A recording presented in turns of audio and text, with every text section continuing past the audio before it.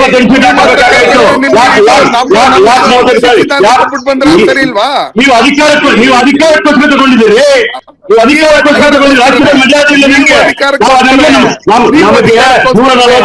ನಮಗೆ 140 ಜನ ಇದ್ದಾರೆ ತಿಳ್ಕೊಳ್ಳಿ. ನಿಮ್ ತರ 111 ಕೆಳಗಡೆ ಇರೋರಲ್ಲ ನಾವು.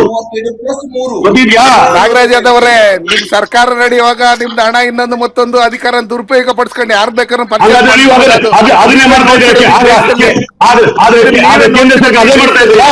ಎಲ್ಲ ಮನೆ ಹೊಡೆಯೋ ಕೆಲಸ ಮಾಡ್ತಾ ಇದ್ರಿ, ಪಾರ್ಟಿಗಳು ಹೊಡೆಯೋ ಕೆಲಸ ಮಾಡ್ತಾ ಇದ್ರಿ. ಈಗ ಹಿಂದೂ ಮುಸ್ಲಿಂ ಮಾಡ್ತಾರೆ. ಈ ದೇಶದ ಹೊಡಿತಾ ಇರೋದು ಮುನ್ಸ್ವಾಮಿ ಅವ್ರ ಪಾರ್ಟಿ, ಬಿಜೆಪಿ ಅವ್ರ ಪಾರ್ಟಿ. ತಿಳ್ಕೊಳ್ಳಿ, ಹೇಳ್ತೀನಿ ಕೇಳಿ. ಕಾಂಗ್ರೆಸ್ ಅವರು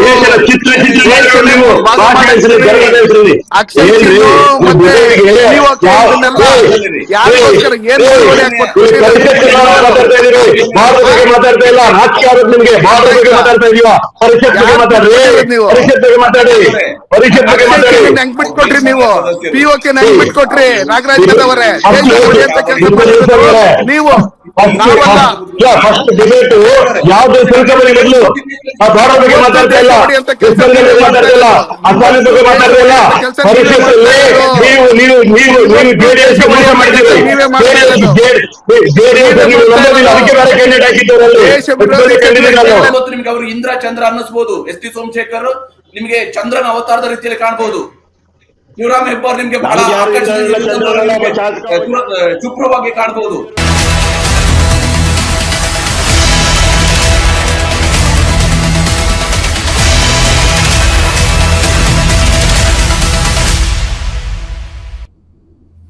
ಅಖಾಡ ವಿಶೇಷ ಕಾರ್ಯಕ್ರಮಕ್ಕೆ ಸ್ವಾಗತ. ನಾನು ಹರಿಪ್ರಸಾದ್. ಇವತ್ತು ವಿಧಾನಸೌಧ ಚುನಾವಣಾ ಅಖಾಡವಾಗಿ ಮಾರ್ಪಟ್ಟಿತ್ತು. ವಿಧಾನಸಭೆಯಿಂದ ವಿಧಾನ ಪರಿಷತ್ನ 7 ಸ್ಥಾನಗಳಿಗೆ ನಡೀತಾ ಇರುವಂತಹ ಚುನಾವಣೆ. 8 ಮಂದಿ ಅಭ್ಯರ್ಥಿಗಳಿದ್ರು, ಹೀಗಾಗಿ ಚುನಾವಣೆ ನಡೆದಿದೆ. ಬಿಜೆಪಿ, ಕಾಂಗ್ರೆಸ್ ಮತ್ತು ಜೆಡಿಎಸ್. ಕಾಂಗ್ರೆಸ್ನಿಂದ 5 ಅಭ್ಯರ್ಥಿಗಳಿದ್ದಾರೆ. 4 ಅವ್ರಿಗೆ ಕ್ಲಿಯರ್ ಆಗಿ ಗೆಲ್ಲುವಂತ ಅವಕಾಶ ಇರುವಂತದ್ದು. 1 ಹೆಚ್ಚುವರಿ ಸ್ಥಾನಕ್ಕೆ ಅವರು ಟ್ರೈ ಮಾಡ್ತಾ ಇದ್ದಾರೆ. ಬಿಜೆಪಿಗೆ 2 ಸ್ಥಾನ ಗೆಲ್ಲೋದಕ್ಕೆ ಅವಕಾಶ ಇರುವಂತದ್ದು. ಅವರು 2 ಅಭ್ಯರ್ಥಿಗಳನ್ನ ಕಾಣದಿದ್ದಾರೆ. ಹೆಚ್ಚುವರಿ ಆಗಿರುವಂತಹ ಮತಗಳು ಜೆಡಿಎಸ್ ನಲ್ಲಿರುವಂತಹ 18 ಶಾಸಕರ ಮತಗಳು. ಇವುಗಳ ಆಧಾರದಲ್ಲಿ ಮೈತ್ರಿ ಪಕ್ಷಗಳು ಜೊತೆಯಾಗಿ ಇನ್ನೊಬ್ಬ ಅಭ್ಯರ್ಥಿಯನ್ನ ಅಖಾಡಕ್ಕೆ ಇಳಿಸಿರುವಂತದ್ದು. ಈಗಾಗಲೇ ಮತದಾನ ಪ್ರಕ್ರಿಯೆ ಪೂರ್ಣಗೊಂಡಿದೆ. ಮತದಾನ ಶುರುವಾಗಿರುವಂತದ್ದು. ಮೊದಲ ಓಟನ್ನ GT ದೇವೇಗೌಡರು ಹಾಕಿದ್ರು. ಆ ಮೂಲಕವಾಗಿ ಮತದಾನ ಆರಂಭ ಆಯಿತು. ಹಾಗೇನೆ ಕಡೆಯದಾಗಿ ಇವತ್ತು ಬಸವರಾಜ ರಾಯರೆಡ್ಡಿ ಅವರು ಓಟನ್ನ ಹಾಕಿದ್ದಾರೆ. ಎಲ್ಲ 222 ಶಾಸಕರು, 222 ಮತಗಳಿದ್ವು. ಇವತ್ತು 222 ಶಾಸಕರಿಗೆ ಮತದಾನ ಮಾಡುವಂತಹ ಅವಕಾಶ ಇತ್ತು. 2 ಸ್ಥಾನಗಳು ಖಾಲಿ ಇದ್ದಾವೆ ಕರ್ನಾಟಕ ವಿಧಾನಸಭೆಯಲ್ಲಿ. ಒಂದು ಡಿ ಸುಧಾಕರ್ ಅವರ ನಿಧನದಿಂದ ಖಾಲಿಯಾಗಿರ್ತಕ್ಕಂತಹ ಕ್ಷೇತ್ರ. ಆದ್ರೆ ಇನ್ನೊಂದು ಕ್ಷೇತ್ರ ವಿನಯ್ ಕುಲಕರ್ಣಿ ಅವರು ಈಗಾಗಲೇ ಕೋರ್ಟ್ ಅಪರಾಧಿ ಅಂತೇಳಿ ಅವರನ್ನ ಘೋಷಣೆ ಮಾಡಿರೋದ್ರಿಂದಾಗಿ, ತೀರ್ಪು ಕೊಟ್ಟಿರೋದ್ರಿಂದಾಗಿ ಅವರು ಶಾಸಕರಾಗಿ ಅನರ್ಹರಾಗಿದ್ದಾರೆ. ಈ ಕಾರಣಕ್ಕೆ 2 ಸ್ಥಾನಗಳು ಖಾಲಿ ಉಳಿದಿದ್ದಾವೆ. 222 ಕ್ಷೇತ್ರಗಳಿಗೆ 222 ಶಾಸಕರಿಂದ ಮತದಾನ ಆಗಿರುವಂತದ್ದು. ಗೆಲ್ಲೋದಕ್ಕೆ 28 ಮತಗಳು ಕನಿಷ್ಠ ಬೇಕು. ಮೊದಲ ಪ್ರಾಶಸ್ತ್ಯದ ಮತಗಳು 28 ಬೇಕು. ಇದರ ಆಧಾರದಲ್ಲಿ ಇವತ್ತು ಮತದಾನ ಪ್ರಕ್ರಿಯೆಗಳು ನಡೆದಿದ್ದಾವೆ. ಎಲ್ಲ ವಿಚಾರದ ಬಗ್ಗೆ ಮಾತಾಡೋಣ. ಯಾಕಂದ್ರೆ ಕಾಂಗ್ರೆಸ್ 5ನೇ ಅಭ್ಯರ್ಥಿಯನ್ನು ಅಖಾಡಕ್ಕೆ ಇಳಿಸಿದ ನಂತರ ಈ ಚುನಾವಣೆಯಲ್ಲಿ ಒಂದು ಕ್ರಾಸ್ ವೋಟಿಂಗ್ ಆಗಬಹುದು ಅನ್ನುವಂತ ಆತಂಕವೂ ಕೂಡ ಬಹಳ ಜೋರಾಗಿ ಸಾಗಿತ್ತು. ಕ್ರಾಸ್ ವೋಟಿಂಗ್ ಎಷ್ಟು ಮಟ್ಟಿಗೆ ಆಗಿರುವ ಸಾಧ್ಯತೆ ಇದೆ ಅನ್ನುವಂಥದ್ರ ಬಗ್ಗೆ ಕೂಡ ಪ್ರಶ್ನೆಗಳು ಮೂಡಿರುವಂತದ್ದು. ಈ ವಿಚಾರದ ಬಗ್ಗೆಯೂ ಕೂಡ ನಾವು ಚರ್ಚೆಯನ್ನ ಮಾಡೋಣ. ನಮ್ಮ ಜೊತೆಗೆ ಅತಿಥಿಗಳು ಕೂಡ ಜಾಯ್ನ್ ಆಗಿದ್ದಾರೆ. ನಮ್ಮ ಜೊತೆಗೆ ಭಾರತೀಯ ಜನತಾ ಪಕ್ಷದ ಮಾಜಿ ಸಂಸದರಾಗಿರುವ, ಕೋಲಾರದ ಮಾಜಿ ಸಂಸದರಾಗಿರುವ ಮುನಿಸ್ವಾಮಿ ಅವರು ಜಾಯ್ನ್ ಆಗಿದ್ದಾರೆ. ಹಾಗೆಯೇ ಜೆಡಿಎಸ್ ನ ರಾಜ್ಯ ವಕ್ತಾರರಾಗಿರುವಂತಹ ಅಶ್ವಿನ್ ಕುಮಾರ್ ಅವರು ಕೂಡ ನಮ್ಮ ಜೊತೆಗೆ ಜಾಯ್ನ್ ಆಗಿದ್ದಾರೆ. ಹಾಗೂ ಕಾಂಗ್ರೆಸ್ ನಿಂದ ನಾಗರಾಜ್ ಯಾದವ್ ಅವರು ಜಸ್ಟ್ ನಮ್ಮ ಜೊತೆಗೆ ಜಾಯ್ನ್ ಆಗ್ತಾ ಇದ್ದಾರೆ. ವಿಧಾನ ಪರಿಷತ್ನ ಸದಸ್ಯರು, ಮೇಲ್ಮನೆಗೆ ನಡೀತಾ ಇರುವಂತಹ ಚುನಾವಣೆ. ನಾಗರಾಜ್ ಯಾದವ್ ಅವರು ಕೂಡ ಜಾಯ್ನ್. ನಾನು ಚರ್ಚೆನ ಅಶ್ವಿನ್ ಅವರ ಮೂಲಕವಾಗಿ ಆರಂಭಿಸಿದೆ. ಅಶ್ವಿನ್ ಅವರ ಪಕ್ಷದ ಶಾಸಕರು ಇವತ್ತು ಮೊದಲ ಓಟನ್ನ ಹಾಕಿದ್ದಾರೆ GT ದೇವೇಗೌಡರು. ಆದ್ರೆ ನಿಮ್ ತಂಡದ ಜೊತೆಗೆ ಬರ್ಲಿಲ್ಲ ಅಶ್ವಿನ್ ಅವರೇ. ನಿಮ್ ಶಾಸಕರ ತಂಡದ ಜೊತೆಗೆ ಬಂದಿಲ್ಲ. ಸಪರೇಟ್ ಆಗಿ ಬಂದ್ರು, ಓಟ್ ಹಾಕಿದ್ರು, ಆತ್ಮಸಾಕ್ಷಿಯ ಮತದ ಚಲಾವಣೆಯನ್ನ ಮಾಡಿ ಹೋಗಿದ್ದಾರೆ. ಅಶ್ವಿನ್ ಅವರೇ, ಕ್ರಾಸ್ ವೋಟಿಂಗ್ ಇದರ ಬಗ್ಗೆ ಆರೋಪ, ಅನುಮಾನ, ನಿಮ್ಮ ಪಕ್ಷದ ಶಾಸಕರ ಬಗ್ಗೆ ಅನುಮಾನಗಳು ಆಲ್ರೆಡಿ ವ್ಯಕ್ತವಾಗಿರುವಂತದ್ದು. ಏನ್ ಹೇಳ್ತೀರಿ? ಏನಾಗಿದೆ? ಏನ್ ಕತೆ?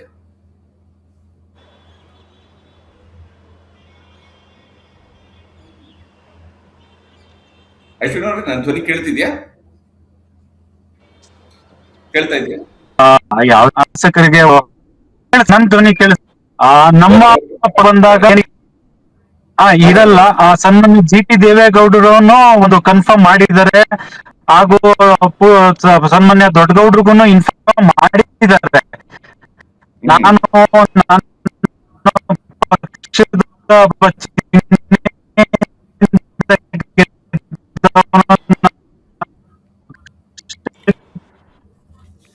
ಯಶ್ವರಾಜ್ ಮಾತಾಡ್ತೀನಿ. ಬಹುಶಃ ಸಿಗ್ನಲ್ ಸ್ವಲ್ಪ ನಿಮ್ಗೆ ಕರೆಕ್ಟ್ ಆಗಿ ಸಿಗ್ತಾ ಇಲ್ಲ. ಒಂದು ಕಡೆಯಲ್ಲಿ ಸ್ಟೇ ಆಗಿರಿ, ಸೊ ದಟ್ ನಿಮ್ ಜೊತೆಗೆ ಕಂಟಿನ್ಯೂಸ್ ಆಗಿ ಮಾತಾಡ್ತಾ ಹೋಗೋದಕ್ಕೆ ಸಾಧ್ಯ ಆಗುತ್ತೆ. ಅಶ್ವಿನ್ ಅವರು ದಯವಿಟ್ಟು ಒಂದು ಕಡೆಯಲ್ಲಿ ಸ್ಟೇ ಆಗಿರಿ, ಸೊ ದಟ್ ನಮ್ಗೆ ಸಿಗ್ನಲ್ ಕರೆಕ್ಟ್ ಆಗಿ ಸಿಗುತ್ತೆ. ಮುನಿಸ್ವಾಮಿ ಅವರೇ, ನಿಮ್ಮಲ್ಲಿ 62 ವೋಟ್ಗಳಿದ್ವು, ನಿಮ್ಮ 62 ಜನ ಶಾಸಕರು ಜೊತೆಗೆ ಜನಾರ್ದನ್ ರೆಡ್ಡಿ ಅವರನ್ನು ಸೇರಿಸಿದ್ರೆ 63 ಜನ ಶಾಸಕರು, ಹಾಗೆ ಉಚ್ಚಾಟಿತ ಆಗಿರ್ತಕ್ಕಂಥ ಒಬ್ಬ ಶಾಸಕರಾಗಿರುವಂತಹ ಬಸನಗೌಡ ಪಾಟೀಲ್ ಯತ್ನಾಳ್ರು ಕೂಡ ಪ್ರತಿಪಕ್ಷ ನಾಯಕರ ಕಚೇರಿಗೆ ಬಂದ್ರು, ಅವ್ರ ಜೊತೆ ಮಾತಾಡಿದ್ದಾರೆ. ನಿನ್ನೆ ಕೂಡ ಒಂದು ಪತ್ರ ಬರೆದಿದ್ರು, ಇವತ್ತು ಕೂಡ ಅವ್ರು ಹೇಳಿದ್ದಾರೆ, ಇಲ್ಲ ನಾನು ವೋಟ್ ಹಾಕ್ತೀನಿ, ಪಕ್ಷ ಹೇಳಿದವರಿಗೆ ವೋಟ್ ಹಾಕ್ತೀನಿ, ಯಾಕಂದ್ರೆ ನಾನು ಈ ಪಕ್ಷದ ಸಿಂಬಲ್ ನಲ್ಲಿ ಗೆದ್ದು ಬಂದಿದ್ದೆ, ಈ ಪಕ್ಷದ ಕಾರ್ಯಕರ್ತರ ಶ್ರಮದಿಂದ ಗೆದ್ದು ಬಂದಿದ್ದೆ, ಹಾಗಾಗಿ ನಾನು ಅವ್ರಿಗೆ ವೋಟ್ ಹಾಕಿದ್ದೀನಿ ಅಂತ ಹೇಳಿದ್ರು. ಎಲ್ಲೋ ಒಂದ್ ಕಡೆ ಜೆಡಿಎಸ್ ಜೊತೆಗಿನ ನಿಮ್ಮ ಮೈತ್ರಿ ಎಲ್ಲವೂ ಕೂಡ ಸರಿ, ನಿಮ್ಮ 2 ಸ್ಥಾನಗಳ ಬಗ್ಗೆ ಮಾತ್ರ ಸೇಫ್ ಮಾಡೋ ಕಡೆ ಯೋಚನೆ ಮಾಡಿದ್ರೆ ಹೊರತು ನಮ್ಮ ದೋಸ್ತಿ ಪಕ್ಷವು ಕೂಡ ಗೆದ್ದು ಬರ್ಲಿ ಅನ್ನುವ ರೀತಿಗೆ ಪೂರ್ಣ ಮನಸ್ಸಲ್ಲಿ ಬಿಜೆಪಿಯವರ ಸಹಕಾರ ಸಿಗ್ಲಿಲ್ವಂತೆ, ಹೌದಾ? ಆತರ ಏನಿಲ್ಲ ಹರೀಶ್ ಅವ್ರೆ. ನಮ್ಮಲ್ಲಿ ಭಾರತೀಯ ಜನತಾ ಪಾರ್ಟಿಯಲ್ಲಿ ಏನ್ 2 ಸ್ಥಾನನ ನಮ್ಮ ಪಕ್ಷದ ಅಭ್ಯರ್ಥಿಗಳಿಗೆ ನಾವೇನು ಕೊಟ್ಟಿದ್ದೀರಿ, ರಘುಕೌಟಲ್ಯ ಮತ್ತು ನಮ್ಮ ಲಿಂಗರಾಜ್ ಪಾಟೀಲ್ ಅವ್ರಿಗೆ, ಅವ್ರಿಗೆ ಏನು ಮತಗಳು ಬೇಕಾಗಿತ್ತು ಆ ಮತಗಳನ್ನ ನಾವು 30 ಮತಗಳನ್ನ ನಾವು ಹಾಕೊಂಡಿದ್ದಾದ್ಮೇಲೆ ನಮ್ಮ ಹತ್ರ ಉಳಿದಿರ್ತಕ್ಕಂಥದ್ದು ಏನು ಮತಗಳಿದೆ ಆ ಮತಗಳನ್ನ ನಾವು JDS-ಗೆ ಹಾಕ್ಬೇಕು ಅಂತೇಳಿ ನಮ್ಮಲ್ಲಿ ಈಗಾಗಲೇ ಪಕ್ಷದ ವರಿಷ್ಠರು ತೀರ್ಮಾನ ಮಾಡಿರ್ತಕ್ಕಂಥ ರೀತಿಯಲ್ಲಿ ನಿನ್ನೆ ಆರ್ ಅಶೋಕ್ ಅಣ್ಣವರು ಮತ್ತೆ ನಮ್ಮ ವಿಜಯೇಂದ್ರ ಅಣ್ಣವರು, ಚಲವಾದಿ ನಾರಾಯಣಸ್ವಾಮಣ್ಣವರು ಎಲ್ಲ ಕೂತು ಮಾತಾಡಿ ಎಲ್ಲರಿಗೂ ಯಾವ ರೀತಿ ವೋಟ್ ಹಾಕ್ಬೇಕು ಅನ್ನೋದ್ರ ಬಗ್ಗೆ ತಿಳಿಸಿದ್ದಾರೆ. JDS-ಗೆ ನಮ್ಮಿಂದ ಏನು ಪ್ರಾಬ್ಲಮ್ ಏನಿಲ್ಲ. ಆದ್ರೆ ಈಗ ಆಡಳಿತ ಪಕ್ಷ ಇರ್ತಕ್ಕಂಥ ಕಾಂಗ್ರೆಸ್ ಪಾರ್ಟಿಯಲ್ಲಿ ಈ ಬೇರೆ ಬೇರೆ ರೀತಿಯಲ್ಲಿ ಇದ್ ನಡೆದಂತ ಸಂದರ್ಭದಲ್ಲಿ ಬೆಳಗ್ಗೆ ಜಿ.ಟಿ. ದೇವೇಗೌಡರು ಬಂದು ವೋಟ್ ಹಾಕಿರ್ತಕ್ಕಂಥದನ್ನ ಕಾಂಗ್ರೆಸ್ ಅವರು ನಮಗೆ ವೋಟ್ ಹಾಕಿರೋದು ಅಂತ ಹೇಳಿ ಅವ್ರು ತಿಳ್ಕೊಂತ ಇದ್ದಾರೆ. ಆದ್ರೆ ನಮ್ಮಲ್ಲಿ ಯತ್ನಾಳವರು ನಮ್ಮಿಂದ ಏನೇ ಇದಾಗಿದ್ರು ನಾನು ಬಿಜೆಪಿಗೆ ವೋಟ್ ಹಾಕ್ತೀನಿ ಅಂತ ಹೇಳಿರ್ತಕ್ಕಂಥದ್ದು. ಇದನ್ನೆಲ್ಲ ನೋಡಿದಂತ ಸಂದರ್ಭದಲ್ಲಿ ಸುಮಾರು ಜನ ಕಾಂಗ್ರೆಸ್ ಅಲ್ಲಿ ಇರ್ತಕ್ಕಂಥ ಶಾಸಕರೇನಿದ್ದಾರೆ, ಮಂತ್ರಿ ಮಂಡಲದಲ್ಲಿ ಅವರಿಗೆ ಮಂತ್ರಿ ಸ್ಥಾನ ಸಿಕ್ಕಿಲ್ಲ ಅಂತ ಈಗಾಗ್ಲೇ ಜಮೀರು ಮತ್ತೆ ಅವ್ರ ತಂಡದವರೆಲ್ಲ ಯಾವ ರೀತಿ ಏನೇನ್ ಮಾಡ್ತಾ ಇದಾರೆ ಅಂತೆಲ್ಲ ನೀವೆಲ್ಲ ನೋಡಿದಿರಿ. ಹಂಗಿರ್ತಕ್ಕಂಥ ಸಂದರ್ಭದಲ್ಲಿ ಡಿ.ಕೆ. ಶಿವಕುಮಾರ್ ಅವ್ರ ಬಗ್ಗೆ ಇರ್ತಕ್ಕಂಥ ಏನು ಕೋಪಕ್ಕೆ ನಮ್ಮಲ್ಲಿ ಏನು ಇಂಚರ ಗೋವಿಂದರಾಜು ಅಂತ ಹೇಳ್ಬಿಟ್ಟು ಹೇಳಿ ನಾವು ಏನು JDS ಇಂದ ನಾವು ಕೋಲಾರದ MLC ಆಗಿದ್ದಂಥವ್ರನ್ನ ನಾವು ಅಭ್ಯರ್ಥಿಯಾಗಿ ನಿಲ್ಸಿದಿರಿ, ಅವ್ರಿಗೆ ವೋಟ್ ಹಾಕಂತ ಚಾನ್ಸಸ್ ಹೆಚ್ಚಿಗೆ ಇದೆ ಅನ್ನೋ ಒಂದು ವಿಶ್ವಾಸ ನಮಗಿದೆ. ಆದ್ರೆ ಈಗ ಓಕೆ, ನೀವೀಗ ಹೇಳ್ತಾ ಕಾಂಗ್ರೆಸ್ನ ಒಳಗಡೆ ಇರುವಂತಹ ಅಸಮಾಧಾನ ನಿಮ್ಗೆ ಲಾಭ ತಂದು ಕೊಡಬಹುದು, ನಿಮ್ಮ ಮೈತ್ರಿ ಪಕ್ಷಗಳಿಗೆ ಲಾಭ ತಂದು, ಓಕೆ, ರಾಜಕೀಯದಲ್ಲಿ ಅಂತ ನಿರೀಕ್ಷೆಗಳು ಇರಲೇಬೇಕು. ಆದ್ರೆ ನಿಮ್ಮ ಇಬ್ರು ಉಚ್ಚಾಟಿತ ಶಾಸಕರಿಬ್ರು ಇದ್ರು, ಅವರಿಬ್ರು ಕೂಡ ವಂಡರ್ಲಾ ರೆಸಾರ್ಟ್ ನಲ್ಲೂ ನೆನ್ನೆ ಓಡಾಡ್ತಾ ಇದ್ದಿದ್ದನ್ನ ನಾವು ನೋಡಿದ್ವಿ, ಅವ್ರು ಅಲ್ಲಿಗೆ ಹೋಗಿ ಭೇಟಿ ಕೊಟ್ಟಿದ್ದನ್ನ ನೋಡಿದ್ವಿ. ಇವತ್ತು ಕೂಡ ಅವ್ರು ಮಾತಾಡ್ತಾ ಒಂದು ಮಾತನ್ನ ಹೇಳಿದ್ರು, ನಮ್ ಬಿಜೆಪಿಯವರಾಗ್ಲಿ JDS ನವರಾಗ್ಲಿ ಒಂದು ಬಾಯಿ ಮಾತು, ಒಂದು ಸೌಜನ್ಯಕ್ಕಾದ್ರು ನಮಗೆ ಫೋನ್ ಮೂಲಕ ಆದ್ರೂ ಸಂಪರ್ಕಿಸಿ ನಮ್ಗೆ ವೋಟ್ ಹಾಕ್ರಪ್ಪ ಅಂತ ಕೇಳಿಲ್ಲ. ಯಾಕಷ್ಟು ಬೇಸರ ಎಸ್.ಟಿ. ಸೋಮಶೇಖರ್ ಮತ್ತು ಶಿವರಾಮ್ ಹೆಬ್ಬಾರ್ ಅವರ ಬಗ್ಗೆ? ಶಿವರಾಮ್ ಹೆಬ್ಬಾರ್ ಅವರು ಮತ್ತೆ ಶೇಖರರು ಭಾರತೀಯ ಜನತಾ ಪಾರ್ಟಿ ಸಿಂಬಲ್ ಅಲ್ಲಿ ಗೆದ್ದು ಅವರು ಶಾಸಕರಾಗಿರ್ತಕ್ಕಂಥವ್ರು. ಅವರು ಮುಖ್ಯಮಂತ್ರಿಗಳು ಸಿದ್ದರಾಮಯ್ಯನವರಾದಾಗಿಂದನೂ ಅವರ ಕ್ಷೇತ್ರದಲ್ಲಿ ಕೆಲಸಗಳಾಗ್ಬೇಕು ಅಂತ ಹೇಳಿ ಅವ್ರು ಯಾವತ್ತಿಂದ ಅಲ್ಲಿ ಓಡಾಡ್ತಾ ಇದ್ದಾರೆ, ಏನು ಎತ್ತಂತ ಪಕ್ಷದ ವರಿಷ್ಠರು ಅವ್ರಿಗೆಲ್ಲ ಹಲವಾರು ಬಾರಿ ಸೂಚನೆಯನ್ನ ಕೊಟ್ರೇನು ಅವ್ರಿಗೆ ತಿಳಿಸಿದ್ರೇನು ಅವರು ಅದನ್ನ ಧಿಕ್ಕರಿಸಿ ಇವತ್ತು ಕಾಂಗ್ರೆಸ್ ಜೊತೆಯಲ್ಲೇ ಅವರು ಓಡಾಡ್ತಾ ಇರ್ತಕ್ಕಂಥವ್ರು ನೋಡಿದಂತ ಸಂದರ್ಭದಲ್ಲಿ ಅವ್ರ ಬಗ್ಗೆ ನಮ್ಗೇನು ಅವರು ಹೋಗಿದ್ದಾರೆ, ಪಕ್ಷದ ಹೈಕಮಾಂಡ್ ಅದಕ್ಕೆ ಏನ್ ತೀರ್ಮಾನ ತಗೊಬೇಕು ಅಂತ ಹೇಳಿ ತಗೊಂಡಿದೆ. ಅದಕ್ಕೋಸ್ಕರ ನಾವು ಅವ್ರನ್ನ ವೋಟ್ ಹಾಕ್ಸೋದಕ್ಕೆ ಕೇಳೋದಕ್ಕೆ ಇನ್ನೊಂದಕ್ಕೆ ಮತ್ತೊಂದಕ್ಕೆ ಹೋಗೋದಕ್ಕೆ ನಾವ್ ಯಾವ ರೀತಿ ಹೋಗೋಕ್ಕಾಗುತ್ತೆ? ಅದಕ್ಕೋಸ್ಕರ ಅವ್ರೇನ್ ತೀರ್ಮಾನ ತಗೊಂಡಿದ್ದಾರೆ, ಅವ್ರ ಮನ್ಸಿಗೆ ವಿರುದ್ಧವಾಗಿ ಅವ್ರು ತಗೊಂಡಿದಾರ, ಇಲ್ಲ ಮತದಾರ ನೆಕ್ಸ್ಟ್ ಅವ್ರು ನಾವು MLA ಆಗ್ಬೇಕು, ಇಲ್ಲ ನಮ್ಮ ಕ್ಷೇತ್ರದ ಅಭಿವೃದ್ಧಿ ಆಗ್ಬೇಕು ಅನ್ನೋ ಲೆಕ್ಕಾಚಾರದಲ್ಲಿ ನಾವು ಹೋಗಿದ್ದೀರಿ ಅಂತ ಹೇಳ್ಬಿಟ್ಟು ಏನ್ ಹೇಳ್ತಾ ಇದ್ರು. ಇದನ್ನೆಲ್ಲ ನೋಡಿದಂತ ಸಂದರ್ಭದಲ್ಲಿ ನಾವು ಮತ್ತೆ ಹೋಗಿ ಅವರನ್ನ ಆ ಪಕ್ಷದ ಸಿಂಬಲ್ ಅಲ್ಲಿ ನಿಂತು ಗೆದ್ದಂತ ಸಂದರ್ಭದಲ್ಲಿ ಆ ಪಕ್ಷಕ್ಕೆ ನಿಷ್ಠೆ ಆಗಿರ್ತಕ್ಕಂಥದ್ದು ಅವರು ನಿಷ್ಠೆ ಆಗಿರ್ಬೇಕಾಗಿತ್ತು. ಅವ್ರ ನಿಷ್ಠೆ ಆಗಿಲ್ಲ ಅಂತ ಬಂದಾಗ ಅವ್ರನ್ನ ನಾವು ಮತ್ತೆ ಹೋಗಿ ಓಟ್ ಯಾವ ತರ ಕೇಳೋದು? ಮುಂದಿನ ದಿನಗಳಲ್ಲಿ ಅವ್ರ ಚುನಾವಣೆ ನಿಂತ ಸಂದರ್ಭದಲ್ಲಿ ಜನತಾ ಜನಾರ್ದನ ಅವ್ರಿಗೆ ಅದಕ್ಕೆ ತಕ್ಕ ಉತ್ತರ ಕೊಡ್ತಾರೆ. ಓಕೆ, ಅಂದ್ರೆ ಅವರ ಓಟ್ ನಿಮ್ಗೆ ಬೇಕಿರ್ಲಿಲ್ಲ ಅಂತ ಹೇಳ್ತಾರೆ. ಅಲ್ಲ, ನಮ್ಮಲ್ಲಿ ಪಕ್ಷದಲ್ಲಿ ಈ ಸಿಂಬಲ್ ಅಲ್ಲಿ ಗೆದ್ದು ಇದಕ್ಕೆ ಓಟ್ ಹಾಕ್ತೀರಿ ಅಂತ ಬಂದಾಗ ಬೆಳಗ್ಗೆಯಿಂದ ಸಂಜೆವರೆಗೂ ಕಾಂಗ್ರೆಸ್ ಅವ್ರ ಜೊತೆ ಸಂಪರ್ಕ ಇಟ್ಕೊಂಡು, ಮುಖ್ಯಮಂತ್ರಿಗಳ ಜೊತೆ ಸಂಪರ್ಕ ಇಟ್ಕೊಂಡು, ದಿನ ಅವ್ರ ಜೊತೆಲೆ ರೆಸಾರ್ಟ್ ಹೋಗಿ ಬರ್ತಾ ಇರ್ತಕ್ಕಂಥ ಸಂದರ್ಭದಲ್ಲಿ ನಾವು ಅವ್ರ ಹತ್ರ ಓಟ್ ಕೇಳೋದು ಯಾವ ರೀತಿ? ಓಕೆ ಓಕೆ, ಖಂಡಿತ ಮುನ್ಸ್ವಾಮಿ. ಆದ್ರೆ ನಾಗೇಂದ್ರ ಎಷ್ಟರ ಮಟ್ಟಿಗೆ ನೀವೀಗ ಗೆಲ್ಲೋದು ನಿಮ್ದೇ ಓಟ್ಗಳಿಂದಲೋ ಅಥವಾ ಆ ಕಡೆ ಈ ಕಡೆಯಿಂದ ಒಂದಿಷ್ಟು ಓಟ್ಗಳು ಬರ್ತವೆ, ಅಡ್ಡ ಮತದಾನ ಆಗತ್ತೆ, ಆ ಅಡ್ಡ ಮತದಾನದ ಮೂಲಕವಾಗಿ ನಾವು ನೇರವಾಗಿ ಗೆದ್ದು ಬಿಡ್ಬೋದು ಅನ್ನೋಂತ ಲೆಕ್ಕಾಚಾರ? ಇಲ್ಲ ಇಲ್ಲ ಇಲ್ಲ, ನಾವು ಖಂಡಿತವಾಗ್ಲೂ ನಮ್ಮ ಓಟ್ ಮೇಲೆ ನಾವು ಕಾನ್ಸಂಟ್ರೇಟ್ ಮಾಡಿದ್ದೇವೆ. ನಮಗೆ ಇರತಕ್ಕಂಥ 140 ಓಟ್ ನಾವು ಕಾನ್ಸಂಟ್ರೇಟ್ ಮಾಡ್ಕೊಂಡು ಮಾಡಿದ್ದೇವೆ. ಯಾರು ಇಲ್ಲ ಹೇಳ್ತೀನಿ ಕೇಳಿ, ಇಲ್ಲ ಹೇಳ್ತೀನಿ, ನಮ್ಮ ಓಟ್ಗಳು ಹೇಳ್ತೀವಿ ಕೇಳ್ಕೊಳ್ಳಿ. ನೀವು ಉಚ್ಚಾಟಿತರಾಗಿರ್ತಕ್ಕಂಥವ್ರು ಈಗಾಗಲೇ ಬಂದು ಅವರ ಕ್ಷೇತ್ರದ ಕೆಲಸ ವಿಚಾರ ಮಾಡುವಾಗ ನಮ್ಮ ಐಡಿಯಾಲಜಿಗೆ ನಂಬಿಕೆ ಇಟ್ಕೊಂಡು ಕೆಲಸ ಮಾಡ್ತಾ ಇದ್ದಾರೆ, ನಮ್ ಜೊತೆ ಸಂಪರ್ಕ ಇಟ್ಕೊಂಡು. ಹಾಗಾಗಿ ಅವ್ರು ನಿಮ್ಮನ್ನು ಉಚ್ಚಾಟಿತ ಆಗಿರೋ, ನಿಮ್ಮಲ್ಲಿ ಎಲೆಕ್ಟ್ ಆಗಿರ್ಬೋದು, ನೀವು ಅವ್ರ ಉಳಿಸ್ಕೊಳ್ಳಿಕ್ ಸಾಧ್ಯ ಆಗ್ಲಿಲ್ಲ. ಆ ಕಾರಣಕ್ಕೆ ಹೇಳ್ತಾ ಇರ್ತಕ್ಕಂಥ ನಾವು ಏನು ಟಾರ್ಗೆಟ್ ಮಾಡ್ಕೊಂಡು ನಾವೇನು ತರಬೇತುಗಾರಿಕೆ ಮಾಡಿದ 140 ಸೀಟಿಗೆ ನಾವು ಅಬೈಡ್ ಹಾಕಿ ಕೆಲಸ ಮಾಡಿದ್ದೇವೆ. ನಮ್ಮಲ್ಲಿರ್ತಕ್ಕಂಥ ಇಂಡಿಪೆಂಡೆಂಟ್ ಇರ್ಬೋದು, ನಮ್ಮಲ್ಲಿರ್ತಕ್ಕಂಥ ಬಿಜೆಪಿಯಿಂದ ಬಂದ ಉಚ್ಚಿಡಿತ ಶಾಸಕರು ಇರ್ಬೋದು, ಅವರು ಆತ್ಮಸಾಕ್ಷಿಯ ಮತವನ್ನು ಕೊಡಬೇಕಾದ್ರೆ ನಾವ್ ಯಾಕೆ ಬೇಡ ಅಂತ ಹೇಳ್ಬೇಕು? ಅವ್ರ ಆತ್ಮಸಾಕ್ಷಿಯಾಗಿ ಕಾಂಗ್ರೆಸ್ ಸರ್ಕಾರ ಒಳ್ಳೆ ಕೆಲಸ ಮಾಡ್ತಾ ಇದೆ ಅಂತೆಲ್ಲ ಮತ ಕೊಡ್ತಾರಪ್ಪ. ಬಿಜೆಪಿ ನಾಯಕತ್ವ ಸರಿ ಇಲ್ಲ, ನಾನು ಅವ್ರ ಜೊತೆ ಹೋಗಲ್ಲ ಅನ್ನೋದ್ರೆ ಅದು ಅವರ ಇಚ್ಛೆ ಅಲ್ವಾ? ಅದ್ರ ಜೊತೆಗೆ ನಮ್ಮಲ್ಲಿರ್ತಕ್ಕಂಥ ನಾವು ಗೆದ್ದಂತ ಶಾಸಕರ ಜೊತೆಗೆ ಇಂಡಿಪೆಂಡೆಂಟ್ ಗೆದ್ದಿರ್ಬೋದು ಮತ್ತು ರೈತರ ಸಂಘದಿಂದ ಗೆದ್ದಿರ್ತಕ್ಕಂಥವ್ರು ಇರ್ಬೋದು, ಅವರೆಲ್ಲರೂ ಕೂಡ ನಮ್ಮ ಜೊತೆಗೆ ಇರೋದ್ರಿಂದ ನಾವೇನ್ ಬೇಕಾಗಿದ್ದು 28 ಓಟ್ ಇಂಟು 5 ವಿಜಯಕ್ಕೆ 140 ಓಟ್ ಬೇಕು ಅಂತ ಹೇಳಿ 140 ಓಟ್ ನಾವು ಮಾಡಿದ್ವಿ. ನಾವು ಯಾರ ಮನೆಗೂ ಕಣ್ಣನ್ನು ಹಾಕಿಲ್ಲ, ಯಾವ ವಿಚಾರವನ್ನು ಯಾರ ಹತ್ರ ಚರ್ಚೆ ಮಾಡಿಲ್ಲ. ನಾವು ನಮ್ಮ ಸುರಕ್ಷಿತವಾಗಿರ್ತಕ್ಕಂಥ 5 ಕ್ಯಾಂಡಿಡೇಟ್ ಗೆಲ್ಸ್ಕೊಳ್ಳಿಕ್ಕೆ ನಮ್ಗೆ ಅದು ಅವಶ್ಯಕತೆ ಇತ್ತು ಮತ್ತು ನಮ್ಮಲ್ಲಿರ್ತಕ್ಕಂಥ MLA ಅಷ್ಟು ಇರುವುದರಿಂದ ನಾವು ಅದನ್ನ ಮಾಡಿಕೊಂಡಿದ್ದೀವಿ. ನಮ್ಮ ಹತ್ರ ಹೇಳಲಿಕ್ಕೆ ಬಯಸ್ತಾ ಇದ್ದೇನೆ. ಓಕೆ ಓಕೆ, ನಾಗರಾಜ್ ಕರೆಕ್ಟ್ ಆಗಿ ಹೇಳಿದ್ರಿ ನೀವು. ಮೊನ್ನೆ ತಾನೇ ಹೇಳ್ತಾ ಇದ್ರಿ ನಾಗರಾಜ್ ಯಾದವ್ ಅವರು. ಹರಿಪ್ರಸಾದ್ ಹೇಳಿದ್ರು ನಮ್ಮ ಅಭ್ಯರ್ಥಿಗಳನ್ನ ಗೆಲ್ಲಿಸಲಿಕ್ಕೆ ಏನ್ ಬೇಕಿತ್ತು ಅದನ್ನ ನಾವು ಮಾಡಿದೀವಿ, ಅದು ಪರ್ಫೆಕ್ಟ್ ಫೈನ್. ಆದ್ರೆ ನೀವು ಒಂದು ಮಾತು ನನಗೆ ಮೊದಲು ಒಂದು ಹೇಳಿದ್ರಿ, ಯಾರು ಅವರಿಬ್ರು ಉಚ್ಚಾಟಿತರು ಯಾರಿದ್ದಾರೆ ನಮ್ಮ ಐಡಿಯಾಲಜಿ ಒಪ್ಕೊಂಡು ಬಂದಾಗ ನಾವು ಅವ್ರ ಜೊತೆಗೆ ಸ್ವೀಕರಿಸಿದೀವಿ, ಜೊತೆಯಾಗಿ ನಡ್ಕಂತಿದೀವಿ ಅಂತ. ಒಂದು ವಿಚಾರ ನಿಮ್ಗೆ ಬಹುಶಃ ನಾಗರಾಜ್ ಅವರು ಬರೀಲಿಕ್ಕೆ ಚಾನ್ಸೇ ಇಲ್ಲ ಅಂತ ಅನ್ಕೊಂತೀನಿ.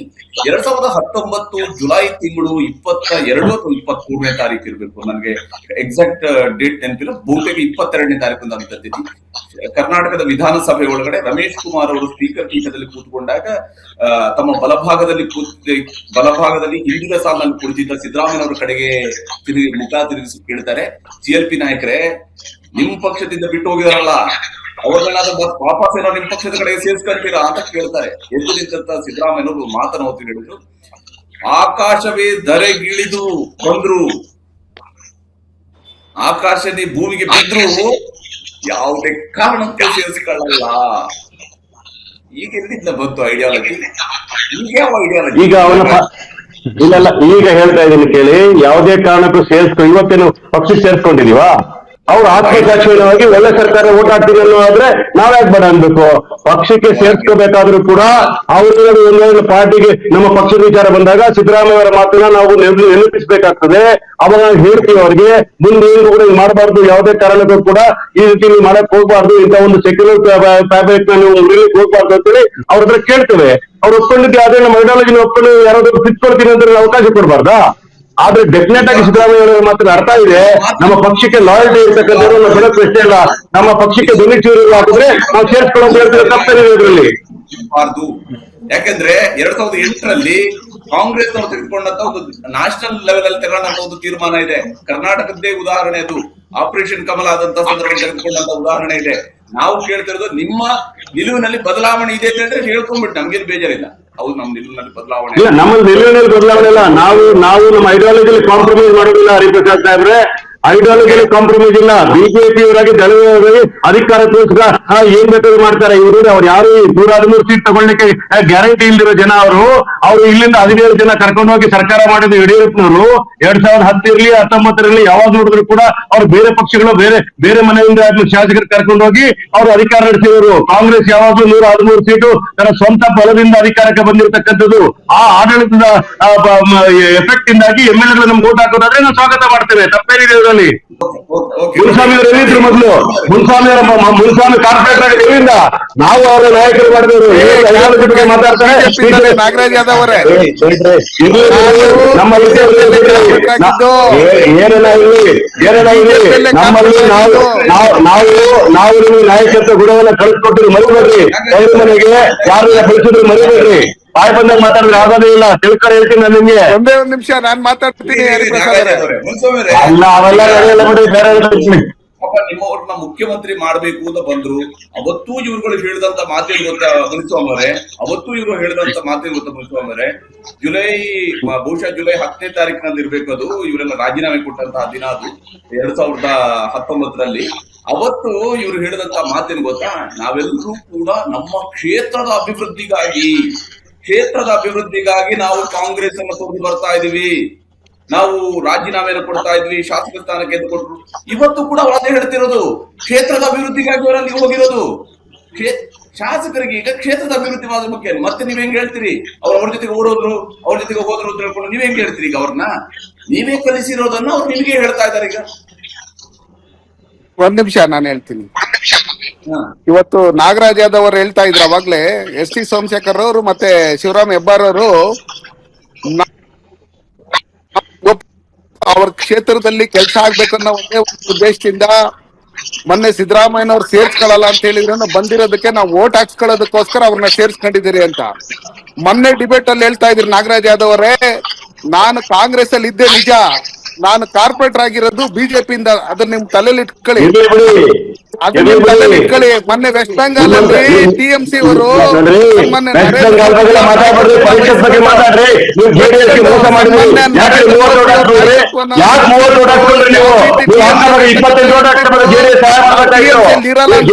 ಸಂದರ್ಭದಲ್ಲಿ ಅವಾಗ ಮಾತ್ರ ವಿರೋಧ ವ್ಯಕ್ತಪಡಿಸ್ತೀರಿ. ನಮ್ಮ ಒಪ್ಕೊಂಡು ನರೇಂದ್ರ ಮೋದಿ ಅವರ ನಾಯಕತ್ವವನ್ನು ಒಪ್ಕೊಂಡು ನಿಮಗೆ ರಾಜ್ಯಸಭೆಯಲ್ಲಿ ನಿಮಗೆ ಮೆಜಾರಿಟಿ ಇಲ್ಲ. ಹಾಗಾಗಿ ನೀವು ಅಧಿಕಾರ ಲಾಲಚೆ ತೆಗೆದುಕೊಳ್ತಾ ಇದ್ದೀರಿ. ನಾವು ಅಧಿಕಾರ ಲಾಲಚೆ ತೆಗೆದುಕೊಂಡಿಲ್ಲ.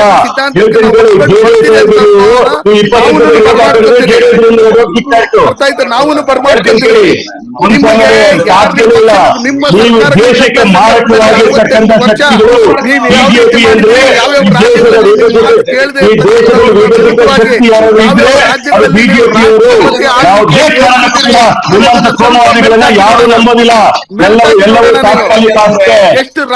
ಪರಿಷತ್ ಬಗ್ಗೆ ಮಾತಾಡ್ರಿ ಮುನ್ಸ್ವಾಮಿ ಅವರೇ. ಪರಿಷತ್ ಬಗ್ಗೆ ಮಾತಾಡಿ. ಪರಿಷತ್ ಚುನಾವಣೆ ಬಗ್ಗೆ ಮಾತಾಡ್ರಿ. ಪರಿಷತ್ ಚುನಾವಣೆ ಬಗ್ಗೆ ಮಾತಾಡಿ. ಪರಿಷತ್ ಚುನಾವಣೆ ಮಾತಾಡಿ. ಕೇಳಿ, ಅದೆಲ್ಲ ಬೇಕಾಗಿಲ್ಲ. ಪರಿಷತ್ ಬಗ್ಗೆ ಮಾತಾಡ್ಲಿಕ್ಕೆ ಹೇಳಿ. ಅವ್ರು ನಿಜವಾಗ್ಲೂ ಅಲೈನ್ಸ್ ಪಾರ್ಟ್ನರ್ಗೆ ಗೌರವ ಕೊಟ್ಟಿದ್ರೆ ಆದ್ರೆ 28 ಸೀಟ್ ಹಾಕಬೇಕಾಗಿತ್ತು. ನೀವು ಅಧಿಕಾರಕ್ಕೋಸ್ಕರ ತಗೊಂಡಿದ್ದೀರಿ. ನೀವು ಅಧಿಕಾರಕ್ಕೋಸ್ಕರ ತಗೊಂಡಿದ್ದೀರಿ. ರಾಜ್ಯದ ಮೆಜಾರಿಟಿ ಇಲ್ಲ ನಿಮ್ಗೆ. ನಮ್ಗೆ 140 ಜನ ಇದ್ದಾರೆ ತಿಳ್ಕೊಳ್ಳಿ. ನಿಮ್ ತರ 111 ಕೆಳಗಡೆ ಇರೋರಲ್ಲ ನಾವು. ಗೊತ್ತಿದ್ಯಾ ನಾಗರಾಜ್ ಯಾದವ್ ಅವರೇ? ನಿಮ್ ಸರ್ಕಾರ ನಡೆಯುವಾಗ ನಿಮ್ದು ಹಣ ಇನ್ನೊಂದು ಮತ್ತೊಂದು ಅಧಿಕಾರ ದುರುಪಯೋಗ ಪಡಿಸ್ಕೊಂಡು ಯಾರು ಬೇಕಾದ್ರೂ ಅದನ್ನೇ ಮಾಡ್ತಾ ಇದ್ದೀರಿ. ಕೇಂದ್ರ ಸರ್ಕಾರ ಅದೇ ಮಾಡ್ತಾ ಇದ್ದೀರಾ? ಎಲ್ಲ ಮನೆ ಹೊಡೆಯೋ ಕೆಲಸ ಮಾಡ್ತಾ ಇದ್ರಿ, ಪಾರ್ಟಿಗಳು ಹೊಡೆಯೋ ಕೆಲಸ ಮಾಡ್ತಾ ಇದ್ರಿ. ಈಗ ಹಿಂದೂ ಮುಸ್ಲಿಂ ಮಾಡ್ತಾರೆ. ಈ ದೇಶದ ಹೊಡಿತಾ ಇರೋದು ಮುನ್ಸ್ವಾಮಿ ಅವರ ಪಾರ್ಟಿ, ಬಿಜೆಪಿ ಅವರ ಪಾರ್ಟಿ. ತಿಳ್ಕೊಳ್ಳಿ, ಹೇಳ್ತೀನಿ ಕೇಳಿ. ಕಾಂಗ್ರೆಸ್ ಅವರು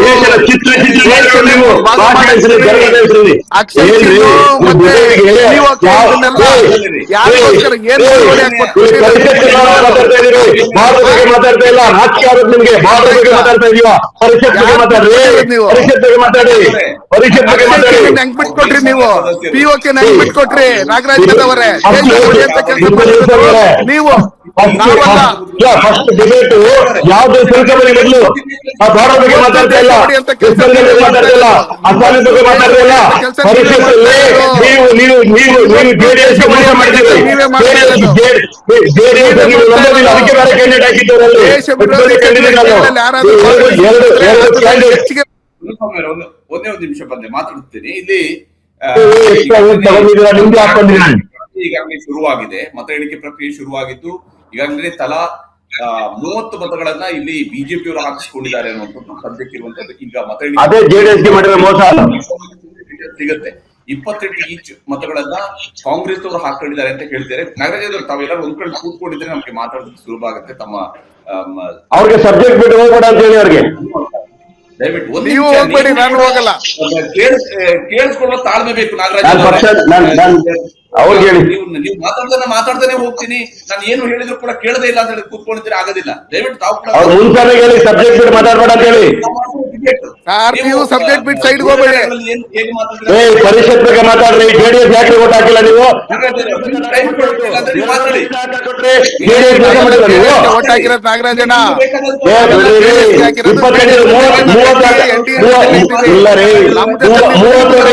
ವ್ಯಾಪಾರ ಮಾಡಿ ಕರ್ಕೊಂಡಿರ್ತಕ್ಕಂಥವ್ರು ನೀವು. ದಯವಿಟ್ಟು ತಾವು ಹಿರಿಯರಿದ್ದೀರಿ, ತಮ್ಗೆ ಹೇಳ್ತಾ ಇದ್ದೀನಿ, ನೀವು ಈ ರೀತಿಯಾಗಿ ತಮ್ಗೆ ಬೇಕಾದಾಗ ಮಾತಾಡ್ಕೋಬೇಕು ಅಂದ್ರೆ ಮಾತಾಡ್ತಾ ಹೋಗಿ. ನೋಡಿ ಹರಿಪ್ರಸಾದ್, ಒಂದ್ ನಿಮಿಷ ಹರಿಪ್ರಸಾದ್, ನಾನು ಡಿಬೇಟ್ ಅಲ್ಲಿ ಒಂದ್ ಮಾತು ಹೇಳ್ತೀನಿ ಕೇಳ್ಕೊಳ್ಳಿ. ಒಂದ್ ಮಾತು ಹೇಳ್ತೀನಿ ಕೇಳ್ಕೊಳ್ಳಿ. ಬಿಜೆಪಿ ಅವ್ರು ನಾನು ಹೇಳ್ತೀನಿ ಕೇಳಿ. ನಾನು ಪರಿಷತ್ ಚುನಾವಣೆ ಬಿಟ್ಟು ನಾವೇನು ಮಾತಾಡ್ಲಿಲ್ಲ. ಅವ್ರು ಈ ದೇಶನ ಹೊಡಿತಾರೆ, ವೆಸ್ಟ್ ಬೆಂಗಾಲ್ ಬಗ್ಗೆ ಮಾತಾಡ್ತಾರೆ. ನೀವು ಕೇಳ್ಕೊಂಡು ಕೂತಿದ್ರಲ್ಲ, ಅವ್ರಿಗೆ ಸಬ್ಜೆಕ್ಟ್ ಏನು ತಿಳ್ಕೊಂಡ್ ಬರ್ಲಿಕ್ಕೆ ಕೇಳಿ. ಪರಿಷತ್ ಚುನಾವಣೆ ಬಗ್ಗೆ ಕೇಳುವಾಗ ಪ್ರಶ್ನೆ ಬಗ್ಗೆ ಮಾತಾಡಿ ನೀವು. ಅದು ಬಿಟ್ಟು ನೀವು ನಿಮ್ಗೆ ಬೇಕಾದ ರೀತಿಯಲ್ಲಿ ಮಾತಾಡ್ಕೊಂಡು ಹೋಗ್ಬೇಡಿ. ಉಳಿದವ್ರು ಮಾತಾಡುವಾಗಲೂ ಕೂಡ ನೀವೇ ಮಾತಾಡ್ತಾ ಹೋಗ್ತಾ ಇದ್ದೀನಿ, ಅದೇ ಡಿಬೇಟ್ ಅನ್ನುವಂತ ರೀತಿಯಲ್ಲಿ ಮಾತಾಡಬೇಡಿ ನೀವು. ದಯವಿಟ್ಟು ಅರ್ಥ ಮಾಡ್ಕೊಳ್ಳಿ. ಇಲ್ಲಿ ಪ್ರಶ್ನೆ ಬಹಳ ಪರ್ಟಿಕ್ಯುಲರ್ ಆಗಿ ನಾನು ಮುನಿಸ್ವಾಮಿ ಅವ್ರ ಹತ್ರ ಕೂಡ ಕೇಳ್ತಾ ಇರೋದು ಅದನ್ನೇ. ನಾನೇನು ನಿಮ್ಗೆ ಕೇಳಿದ ಪ್ರಶ್ನೆ ಅವ್ರಿಗೂ ಕೂಡ ಹೇಳ್ತೀನಿ. ಅವರ ನೈತಿಕತೆಯನ್ನು ಪ್ರಶ್ನೆ ಮಾಡ್ತೀನಿ, ನಿಮ್ಮ ನೈತಿಕತೆಯನ್ನು ಪ್ರಶ್ನೆ ಮಾಡ್ತಾ ಇದ್ದೀನಿ. ನಮ್ಮ ರಾಜ್ಯದ ಜನರಿಗೆ ಎಲ್ಲ ರಾಜಕೀಯ ಪಕ್ಷಗಳವ್ರನ್ನು ಅಬ್ಸರ್ವ್ ಮಾಡ್ತಾರೆ. ನೀವು ಇವತ್ತು ನಿಮ್ಗೆ ಅವರು ಇಂದ್ರ ಚಂದ್ರ ಅನ್ನಿಸ್ಬೋದು. ಎಸ್ ಟಿ ಸೋಮಶೇಖರ್ ನಿಮ್ಗೆ ಚಂದ್ರನ ಅವತಾರದ ರೀತಿಯಲ್ಲಿ ಕಾಣಬಹುದು. ಶಿವರಾಮ್ ಹೆಬ್ಬಾರ್ ನಿಮ್ಗೆ ಬಹಳ ಶುಭ್ರವಾಗಿ ಕಾಣಬಹುದು. ಆದ್ರೆ ನೀವುಗಳೇ ಹೇಳಿದ ಮಾತುಗಳನ್ನ ನಾನು ಕೋಟ್ ಮಾಡಿದ್ದೀನಿ ಹೊರತು ಬೇರೆ ಹೇಳಿಲ್ಲ. ಆಕಾಶದಿಂದ ಉದುರ್ಲಿಲ್ಲ ನಮ್ಗೆ. ದಯವಿಟ್ಟು ನೀವು ಅರ್ಥ ಮಾಡ್ಕೊಳ್ಬೇಕು. ದಯವಿಟ್ಟು ಒಂದ್ ನಿಮಿಷ, ನಾನು ದಯವಿಟ್ಟು ಒಂದು ನಿಮಿಷ ಇನ್ನೊಬ್ರು ಮಾತಾಡೋದಕ್ಕೆ ಅಲೋ ಮಾಡಿ. ನೀವು ಆವಾಗದಿಂದ ನಿಮ್ ಪಾಡಿಗೆ ಮಾತಾಡ್ತಾ ಹೋದ್ರೆ ಇದು ಡಿಬೇಟ್ ನ ರೀತಿ ಅಲ್ಲ ಇದು. ಇಲ್ಲಿ ಅಶ್ವಿನ್ ಅವರೇ ನೀವು ಒಂದ್ ನಿಮಿಷ. ನಾಗರಾಜ್ ಅವರು ನಿಮ್ಮನ್ನ ಮಾತಾಡ್ತೀನಿ, ಮತ್ತೆ ದಯವಿಟ್ಟು ಮಾತಾಡ್ತೀನಿ. ಅಶ್ವಿನ್ ಅವರೇ, ಈಗ ನಿಮ್ಮ ಪಕ್ಷವು ಕೂಡ ಅಷ್ಟೇ ಬಿಜೆಪಿಯವರ ಮೇಲೆ ವಿಶ್ವಾಸನ ಇಟ್ಕೊಂಡು ನೀವು ಅಭ್ಯರ್ಥಿನ ಹಾಕಿದ್ರಿ. ಇವತ್ತು ಬಿಜೆಪಿಯವರು ತಮ್ಮ ಅಭ್ಯರ್ಥಿಗಳ ಒಂದು ನಿಮ್ಮ ಶಾಸಕರು ಏಕಾಏಕಿ ಬೆಳಗ್ಗೆ ಬರ್ತಾರೆ, ಅವ್ರ ಪಾಡಿಗೆ ಓಟ್ ಹಾಕ್ತಾರೆ, ಹೋಗ್ತಾರೆ. ಪಕ್ಷದವ್ರ ಜೊತೆ ಟಚ್ ಅಲ್ಲಿ ಇಲ್ಲೋ ಗೊತ್ತಿಲ್ಲ. ವಿಧಾನಸೌಧದಲ್ಲಿ ಒಂದು ಚರ್ಚೆ ನಡೆಯುತ್ತೆ, ಕ್ರಾಸ್ ವೋಟಿಂಗ್ ಆಗಿದೆ ಅಂತ ಹೇಳುವ ರೀತಿಯ ಬಗ್ಗೆ ಒಂದು ವಿಧಾನಸೌಧದ ಪಡಸಾಲೆಯಲ್ಲಿ ಚರ್ಚೆಗಳು ನಡೀತಾ ಇರ್ತವೆ. ಬಿಜೆಪಿಯವರು ತಾವು ಮೊದಲ ಸ್ಟ್ರಾಟಜಿ ಪ್ರಕಾರ 29 ಓಟ್ ಹಾಕಿಸಬೇಕು ಇದ್ದಂತವರು 30 ಓಟ್ಗಳನ್ನ ಹಾಕಿಸ್ಕೊಂಡಿದ್ದಾರೆ. 2 ಓಟ್ ಮೈನಸ್ ಆಗಿದೆ ಜೆಡಿಎಸ್ ನ ಅಭ್ಯರ್ಥಿಗೆ. ಅಧಿಕೃತವಾಗಿ ನಾವು ನೋಡೋದಿದ್ರೆ ಅಧಿಕೃತವಾಗಿ 2 ಓಟ್ ಅನ್ನು ಮೈನಸ್ ಆದಂಗೆ ಗೋಚರಿಸ್ತದೆ ಮೇಲ್ ನೋಡ್ತಾರೆ. ಇಲ್ಲಿ ಜೆಡಿಎಸ್ ನ ನಾಯಕರುಗಳು ಹೋಗಿ ಆರ್ ಅಶೋಕ್ ಅವ್ರ ಜೊತೆ ಮಾತಾಡೋದನ್ನು ನಾವು ನೋಡ್ಲಿಲ್ಲ. ಇಡೀ ದಿವಸ ವಿಧಾನಸೌಧದಲ್ಲಿ ಹೋಗಿ ಅವರು ಮಾತಾಡ್ಸೋದು ನೋಡಿಲ್ಲ. ನಿಮ್ದು ಮೈತ್ರಿ ಇದೆ, ನಿಮ್ಮೊಬ್ಬ ಅಭ್ಯರ್ಥಿ ಇದ್ದಾರೆ, ಅವ್ರನ್ನ ಗೆಲ್ಲಿಸ್ಕೊಳ್ಬೇಕು. ಇದಕ್ಕೆ ಬೇಕಾದ ಕನಿಷ್ಠ ಪ್ರಯತ್ನವೂ ಕೂಡ ಜೆಡಿಎಸ್ ನಿಂದ ಇಲ್ಲ. ಮೈತ್ರಿಯವರು ಅವರ ಪಾಡಿಗೆ ಅವರು ಓಟ್ ಹಾಕಲಿ ಅನ್ನೋ ರೀತಿಯಲ್ಲಿ ಕೂತ್ಕೊಂಡ್ರೆ ಜೆಡಿಎಸ್ ಅಲ್ಲಿ ಯಾವ ಸ್ಟ್ರಾಟಜಿ ಇದು ಅಂತ ಹೇಳಿ ಅರ್ಥನೇ ಆಗ್ತಾ ಇಲ್ಲ. ಇದು ಸರ್, ಇಲ್ಲಿ ಒಂದೇನಾಗಿದೆ, ನಾವು ಈಗ ನ ಅನುಕಂಪ ನಮ್ಗೆ ಅವಶ್ಯಕತೆ ಇಲ್ಲ. ಮೊದಲಿಗೆ ನಮ್ಮ ಜಾತ್ಯತೀತ ಜನತಾದಳ ಒಂದು ಏನೋ ನಮ್ಮ 2028 ಚುನಾವಣೆಗೆ ಹೋಗ್ಬೇಕು, ಅಲ್ಲಿರುವಂತ 18 ಶಾಸಕರಿಗೆ ಒಂದು ಆತ್ಮಸ್ಥೈರ್ಯ ತುಂಬಬೇಕು. ನಾವು ಒಂದು ಕ್ರಾಸ್ ವೋಟಿಂಗ್ ಗೆ ಅವಕಾಶ ಮಾಡಿಕೊಡ್ಬಾರ್ದು. ಯಾಕೆಂದ್ರೆ ಇಲ್ಲಿ 28 ನಂಬರ್ ಗೇಮ್ ಇರೋದ್ರಿಂದ ನಮ್ಮ ಸಂಖ್ಯೆ ಎಷ್ಟಿದೆ ಅಂತ ನಮಗ್ ಗೊತ್ತಿದೆ. ಹೇಗೆ ರಾಜ್ಯಸಭಾ ವಿಚಾರದಲ್ಲಿ ಕಾಂಗ್ರೆಸ್ ಅವರು ನಾವು ಮೈತ್ರಿ ಪಕ್ಷಗಳು ತುಂಬಾ ಚೆನ್ನಾಗೇ ಇದ್ದೀವಿ, ಚುನಾವಣೆಗಳು ಬರುತ್ತೆ ಹೋಗುತ್ತೆ, ಉಪಚುನಾವಣೆಗಳನ್ನು ಸೋತಿದೀವಿ. ಈಗ ಬರುವಂತ ರಾಜ್ಯಸಭಾ ವಿಚಾರದಲ್ಲೂ ದೊಡ್ಡ ಹುಡ್ರಿಗೆ ಸಿಕ್ಕಿಲ್ಲ ಅಂದಾಗ ಅತಿ ಹೆಚ್ಚು ಅನುಕಂಪ ಕಾಂಗ್ರೆಸ್ ಅವರೇ ತೋರಿಸ್ಬಿಟ್ರು. ಸಡನ್ ಆಗಿ ಅದೇನಕ್ಕೋ ಒಂದಿನ ಇಲ್ದಿದ್ದರ ಲವ್ ತೋರಿಸ್ಬಿಟ್ರು. ಇವಾಗ ನಮ್ಗೆ 18 ಶಾಸಕರ ಸಂಖ್ಯಾಬಲ ಇದೆ, ನಮ್ಗೆ ಒಬ್ಬ MLC ಸ್ಥಾನ ಬೇಕು ಅಂತಂದ್ರೆ ಎಷ್ಟು ಬೇಕು ಅಂತ ಎಲ್ರಿಗೂ, ಕಾಂಗ್ರೆಸ್ ಅವ್ರಿಗೂ ಗೊತ್ತಿದೆ, ಬಿಜೆಪಿ ಅವ್ರಿಗೂ ಗೊತ್ತಿದೆ, ನಮಗೂ ಗೊತ್ತಿದೆ. ಎಲ್ಲೋ ಒಂದು ಕಡೆ ನಮ್ಮ ಮತಗಳು ಕ್ರಾಸ್ ವೋಟ್ಗಳಾಗಬಾರ್ದು. ಈ ಕಾಂಗ್ರೆಸ್ ಅವರು ಯಾಕಂದ್ರೆ ಕಳೆದ 50 ವರ್ಷದಿಂದ ಅನುಕೂಲ ಸಿಂಧು ರಾಜಕಾರಣನೇ ಮಾಡ್ಕೊಂಡು ಬಂದಿರೋದು. ಇವತ್ತು ಇಂದ್ರ ಚಂದ್ರ ನನ್ನ ಮುನ್ನ ಅಂತ ವಹಿಸ್ಕೊಂಡು ಏನ್ ಮಾತಾಡ್ತಿದ್ದಾರೆ, ಅವರೇ 2 ವರ್ಷದಿಂದ ಏನೇನ್ ಹೇಳಿಕೆಗಳು ಕೊಟ್ಟಿದ್ದಾರೆ ಅವ್ರ ನಾಯಕರುಗಳ ಬಗ್ಗೆ ಅಂತ ಗೊತ್ತಿದೆ ಸರ್. ಈ ಚುನಾವಣೆ ಬಗ್ಗೆ ನಾವು ಮಾತಾಡೋದಾದ್ರೆ ನಮಗೆ ಗೊತ್ತಿದೆ. ನಮ್ಗೆ ಇಲ್ಲಿ ಕಾಂಗ್ರೆಸ್ 1999ರಲ್ಲೂ ಅಧಿಕ ಸಂಖ್ಯೆ ಇದ್ದಾಗ್ಲೂ ನಮ್ಮ ಪಕ್ಷ ಹೊಡಿಬೇಕು ಅಂತ ಪ್ರಯತ್ನ ಪಟ್ರು. ರಾಜ್ಯಸಭೆಗೆ ರಾಮಮೂರ್ತಿ ಅವ್ರನ್ನ ಕಳಿಸ್ಬೇಕು ಅಂದಾಗ್ಲೂ 4-5 ಜನ ಕರ್ಕೊಂಡು ಹೋಗ್ಬಿಟ್ರು. ಎಲ್ಲ ಒಂದ್ ಕಡೆ ಅದಾಗಬಾರ್ದು. ನಾವು ಚುನಾವಣೆ ಪ್ರಿಪರೇಷನ್ ಅಲ್ಲಿ ಇದ್ದೀವಿ, ನಮ್ಮ ಶಾಸಕರದ್ದು ಕ್ರಾಸ್ ವೋಟ್ಗಳು ಆಗಬಾರ್ದು. ಹೇಗೆ ಒಂದು ಪ್ರಜಾಪ್ರಭುತ್ವ ವ್ಯವಸ್ಥೆಯಲ್ಲಿ ಒಂದು ಚುನಾವಣಾ ಕಣದಲ್ಲಿ ಇರಬೇಕು ನಾವು. ಹಾಗಂತ ಹೇಳ್ಬಿಟ್ಟು ನಾವು ಹೌದು ನಾವು ಮೈತ್ರಿ ಪಕ್ಷ ಇರೋದ್ರಿಂದ ಬಿಜೆಪಿ ಮೇಲೆ ನಾವು ಡಿಪೆಂಡ್ ಆಗಿದ್ದೀವಿ. ಹಾಗಂದ್ಬಿಟ್ಟು ಬಿಜೆಪಿ ಅವ್ರನ್ನ ಬಿಟ್ಬಿಟ್ಟು ಅವ್ರ ಪಕ್ಷದ ಒಂದು ಏನ್ ಚಟುವಟಿಕೆಗಳನ್ನ ಅವರು ಕಾನ್ಸಂಟ್ರೇಟ್ ಮಾಡ್ಬೇಕು ವಿನ ನಮಗೆ ಬಂದ್ರೆ ನಮ್ಗೆ ವಿಶ್ವಾಸ ಅಷ್ಟೇ. ಅದನ್ನ ಬಿಟ್ಟು ಕಾಂಗ್ರೆಸ್ ಅವರು ಅನುಕಂಪ ತೋರಿಸೋ ಅವಶ್ಯಕತೆ ಇಲ್ಲ. ನಾವೊಂದು ಮೈತ್ರಿ ಪಕ್ಷವಾಗಿ ವಿರೋಧ ಪಕ್ಷದಲ್ಲಿ ತುಂಬಾ ಅನ್ಯೋನ್ಯವಾಗಿದ್ದೀವಿ. ನಿಮ್ಮ ಒಂದೊಂದು ಪ್ರತಿಯೊಂದು ಎಳೆಯಾಗಿ ನಿಮ್ಮ ಭ್ರಷ್ಟಾಚಾರಗಳನ್ನ ಹೊರಗಡೆ ತರಂತ ಕೆಲಸ ಮಾಡ್ತಿದ್ವಿ. ಸರಿ ಹೇಳಿ. ಈ ಪರಿಷತ್ ಚುನಾವಣೆ ಮತ್ತು ರಾಜ್ಯಸಭೆ ಚುನಾವಣೆ ಬಂದಾಗ 2016ರಿಂದ 2026 ನಡುವೆ ಕಳೆದ 10 ವರ್ಷಗಳದ್ದು ಲೆಕ್ಕ ತೆಗೆದು ನೋಡಿದಾಗ ರಾಜ್ಯಸಭೆ ವಿಧಾನ ಪರಿಷತ್ ಚುನಾವಣೆಗಳಲ್ಲಿನೇ ಜೆಡಿಎಸ್ ತನ್ನ ಶಾಸಕರ ಮೇಲೆ ಸಂಪೂರ್ಣ ಹಿಡಿತವನ್ನು ಕಳ್ಕೊಂಡು ಹೋಗಿರೋದು. ಅದು 7 ಜನ ಜೊತೆಯಾಗಿ ಕ್ರಾಸ್ ವೋಟ್ ಮಾಡಿದ್ದಿರ್ಬೋದು, ಅಥವಾ ಅದಾದ ನಂತರ ಇದೇ ರೀತಿಯಾಗಿ ಮೊದಲ ಬಂದು ವೋಟ್ ಹಾಕಿ ಹೋದಂತಹ ಶಾಸಕರು ಇವತ್ತವರು ಕಾಂಗ್ರೆಸ್ ನಲ್ಲಿ ಶಾಸಕರಾಗಿದ್ದಾರೆ. ಈ ಎಲ್ಲಾ ಪ್ರಕ್ರಿಯೆಗಳು ನಡೆದಿರುವಂತದ್ದು ನಿಮ್ಮ ಪಕ್ಷದಲ್ಲಿನೇ. ಹಾಗಾಗಿ ಈಗ ನೀವು 18 ಜನರನ್ನು ಉಳಿಸ್ಕೊಳ್ಬೇಕು ಅಂತೀರಿ, ಮತ್ತೊಂದು ಕಡೆಯಲ್ಲಿ ಆ 18 ಜನ ಕೂಡ ನಿಮ್ ಜೊತೆಗೆ ಕಾಣಿಸ್ಕೊಳ್ಳಿಲ್ಲ. ಕಾಂಗ್ರೆಸ್ ಅವರ 138 ಪ್ಲಸ್ 2 ಅವರೆಲ್ಲರೂ ಕೂಡ ಜೊತೆಗೆ ಇದ್ರು, ಕಾಂಗ್ರೆಸ್ ಅವರ ಜೊತೆಗೆ ಇದ್ರು. ನಿಮ್ಗೆ ಕನಿಷ್ಠ ನಿಮ್ಮ 18 ಜನ ಶಾಸಕರನ್ನು ಕೂಡ ಒಂದು ಪುಟ್ಟಿಯಲ್ಲಿ ಇಟ್ಕೊಳ್ಳಕ್ಕೆ ಆಗೋದಿಲ್ಲ ಅಂತ ಹೇಳಿದ್ರೆ ಮತ್ತೆ ಅವರು ಕ್ರಾಸ್ ವೋಟಿಂಗ್ ಕಳಿಸ್ತಾರೆ. ಖಂಡಿತ ಸರ್, ನಿಮ್ ಬಲ, ಅವರ ಹಣ ಬಲ, ತೋಳ್ಬಲ, ನಿಮ್ಗೆ ವಿಶ್ವಾಸದ ಕೊರತೆ ಇಲ್ವಾ ನಿಮ್ಮ ಶಾಸಕರ ಮೇಲೆ? ಖಂಡಿತವಾಗ್ಲೂ ವಿಶ್ವಾಸದ ಕೊರತೆ ಇಲ್ಲ.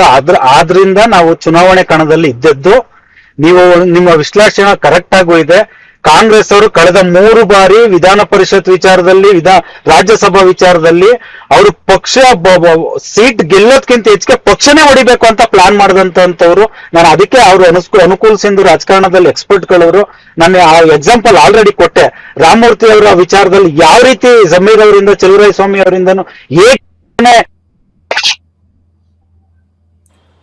ಅಶ್ವಿನಿ ಸಂಪರ್ಕ ಕಡಿತ ಆಗಿದೆ. ನಾನು ಮತ್ತೆ ಮಾತಾಡಿದೆ. ನಾಗರಾಜ್ ಅವರೇ, ಈಗ ನೀವು ಅವರುಗಳ ಬಿಜೆಪಿ ಜೆಡಿಎಸ್ ನ ವಿಚಾರಗಳ ಹೇಳಿದ್ರೆ, ಕಾಂಗ್ರೆಸ್ ನ ವಿಚಾರಕ್ಕೆ ನೀವು ಬರೆದಿದ್ರೆ 5ನೇ ಅಭ್ಯರ್ಥಿಯನ್ನ ಗೆಲ್ಲಿಸೋದಕ್ಕೆ 128, 128 ಎಕ್ಸಾಕ್ಟ್ ನಂಬರ್ ಗಳಲ್ಲಿ ಇವತ್ತು ಕಾಂಗ್ರೆಸ್ ವರ್ಕ್ ಮಾಡಿದೆ, ಅಥವಾ ಅಲ್ಲಿ ಹೆಚ್ಚು ಕಡಿಮೆ ಇದೆಯಾ? 29, 28 ಈ ರೀತಿಯಾಗಿ ಅಲಾಟ್ಮೆಂಟ್ ಆಗಿದೆ. ಹೇಗೆ ನಿಮ್ಮ ಲೆಕ್ಕಾಚಾರ?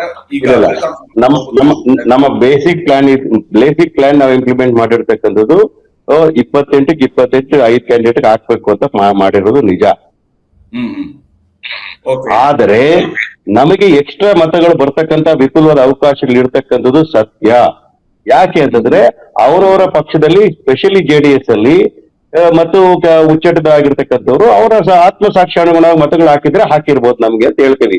ಆದ್ರೆ ನಾವು ಯಾವುದೇ ಕಾರಣಕ್ಕೂ ಕೂಡ JDS ಮೇಲೆ ನಂಬ್ಕೊಂಡು, ಬಿಜೆಪಿನ ನಂಬ್ಕೊಂಡು ನಾವು 5ನೇ ಕ್ಯಾಂಡಿಡೇಟ್ ನ ಹಾಕ್ಲಿಲ್ಲ. ನಾನ್ ಕೇಳ್ತಾರ ಸಿಂಪಲ್, ಹರಿಪ್ರಸಾದ್ ಅವರೇ, ಬಹಳ ಒಳ್ಳೆ ಡಿಬೇಟ್ ಮಾಡ್ತಾ ಇದ್ದೀರಾ ನೀವು. ನಿಮ್ಗೆ ಅತ್ಯಂತ ಗೌರವದಿಂದ ಹೇಳ್ತೇನೆ. ನಾನೇನೋ ಸೆಂಟ್ರಲ್ ಮಾತಾಡಿದ್ರೆ ಕ್ಷಮೆ ಇರ್ಲಿ. ಈಗ ನಾವು 28ಕ್ಕೆ 28 ಹಾಕಿದ್ರೆ ನನ್ನ ಶಾಸಕರ ಮೇಲೆ ನಂಬಿಕೆ ಇದೆ ನಮ್ಗೆ, ಅದಕ್ಕೋಸ್ಕರ 28ಕ್ಕೆ 28 ಹಾಕಿದ್ವಿ. ಬಿಜೆಪಿ ಅವರಿಗೆ ನಂಬಿಕೆ ಇಲ್ವಾ? ಕ್ರಾಸ್ ವೋಟಿಂಗ್ ಮಾಡ್ಬಿಡ್ತಾರಂತನ, ಇಲ್ಲ ಇನ್ವಾಲ್ವ್ಡ್ ಆಗ್ತದಂತನ? 30 ಓಟ್ ಯಾಕೆ ಹಾಕ್ಸ್ಕೊಂಡ್ರು ಅವರು? ಆ ಓಟ್ JDS ಕೊಡ್ಬೋದಾಗಿತ್ತಲ್ಲ. ನಿಜವಾದ ಅಲಯನ್ಸ್ ಪಾರ್ಟ್ನರ್ಗಳಿದ್ರೆ ಅವ್ರು ಏನೇನ ಮಾಡ್ಕೊಳ್ಳಿ, ಅವ್ರು ಒಟ್ಟಾಗರಲ್ಲಿ ಬೇರೆ ನಾವು ಹೋಗ್ಕೊಳ್ಳಿ. ಮೇಲ್ನೋಟಿಗೆ ಏನ್ ಕಾಣ್ತಾ ಇದೆ ಅಂದ್ರೆ 30 ಓಟ್ ಹಾಕ್ಸ್ಕೊಂಡಿದ್ದಾರೆ ಅನ್ನೋದಾದ್ರೆ ಅವ್ರಿಗೆ ಓಟ್ಗಳ ಸಂಖ್ಯೆ ಕಡಿಮೆ ಆಯ್ತು, ಎಕ್ಸ್ಟ್ರಾ ಓಟ್ ಇದ್ದಿದ್ನ ಅವ್ರು ಕೊಡ್ಬೋದಾಗಿತ್ತು, ಕೊಡ್ಲಿಲ್ಲ ಅನ್ನೋದಾದ್ರೆ ಅವರ ಅಲಯನ್ಸ್ ಆಂತರಿಕವಾಗಿ ಮುರಿದು ಬಿದ್ದಿದೆ.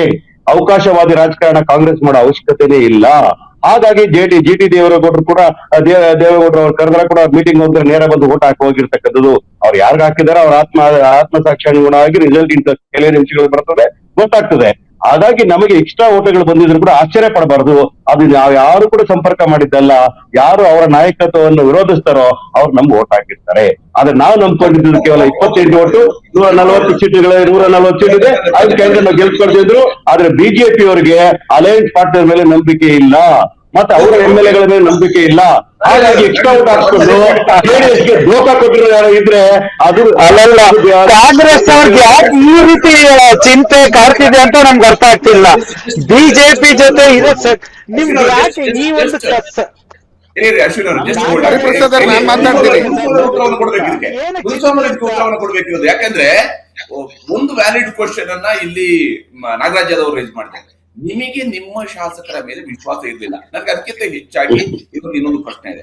ನಿಮ್ಮ 62 ಜನ ಶಾಸಕರಿಗೆ ವೋಟ್ ಹಾಕುವಂತದ್ದು ಎಲ್ರಿಗೂ ಕೂಡ ಗೊತ್ತಿರುವಂತ ವಿಚಾರಗಳು. ಯಾಕಂದ್ರೆ ಎಲ್ಲರೂ ಕೂಡ ಶಾಸಕರಾಗಿದ್ದಾರೆ. ವಿಧಾನ ಪರಿಷತ್ನಲ್ಲಿ ಚುನಾವಣೆಗೆ ಮತ ಹಾಕೋದು ಹೇಗೆ ಅನ್ನುವಂಥದ್ದು ಗೊತ್ತಿರುತ್ತೆ. ಹಾಗಿದ್ರೂ ಅನೇಕ ಬಾರಿ ವೋಟ್ಗಳು ಅಸಿಂಧುವಾಗಿರೋದನ್ನ ನಾವು ನೋಡಿದ್ವಿ.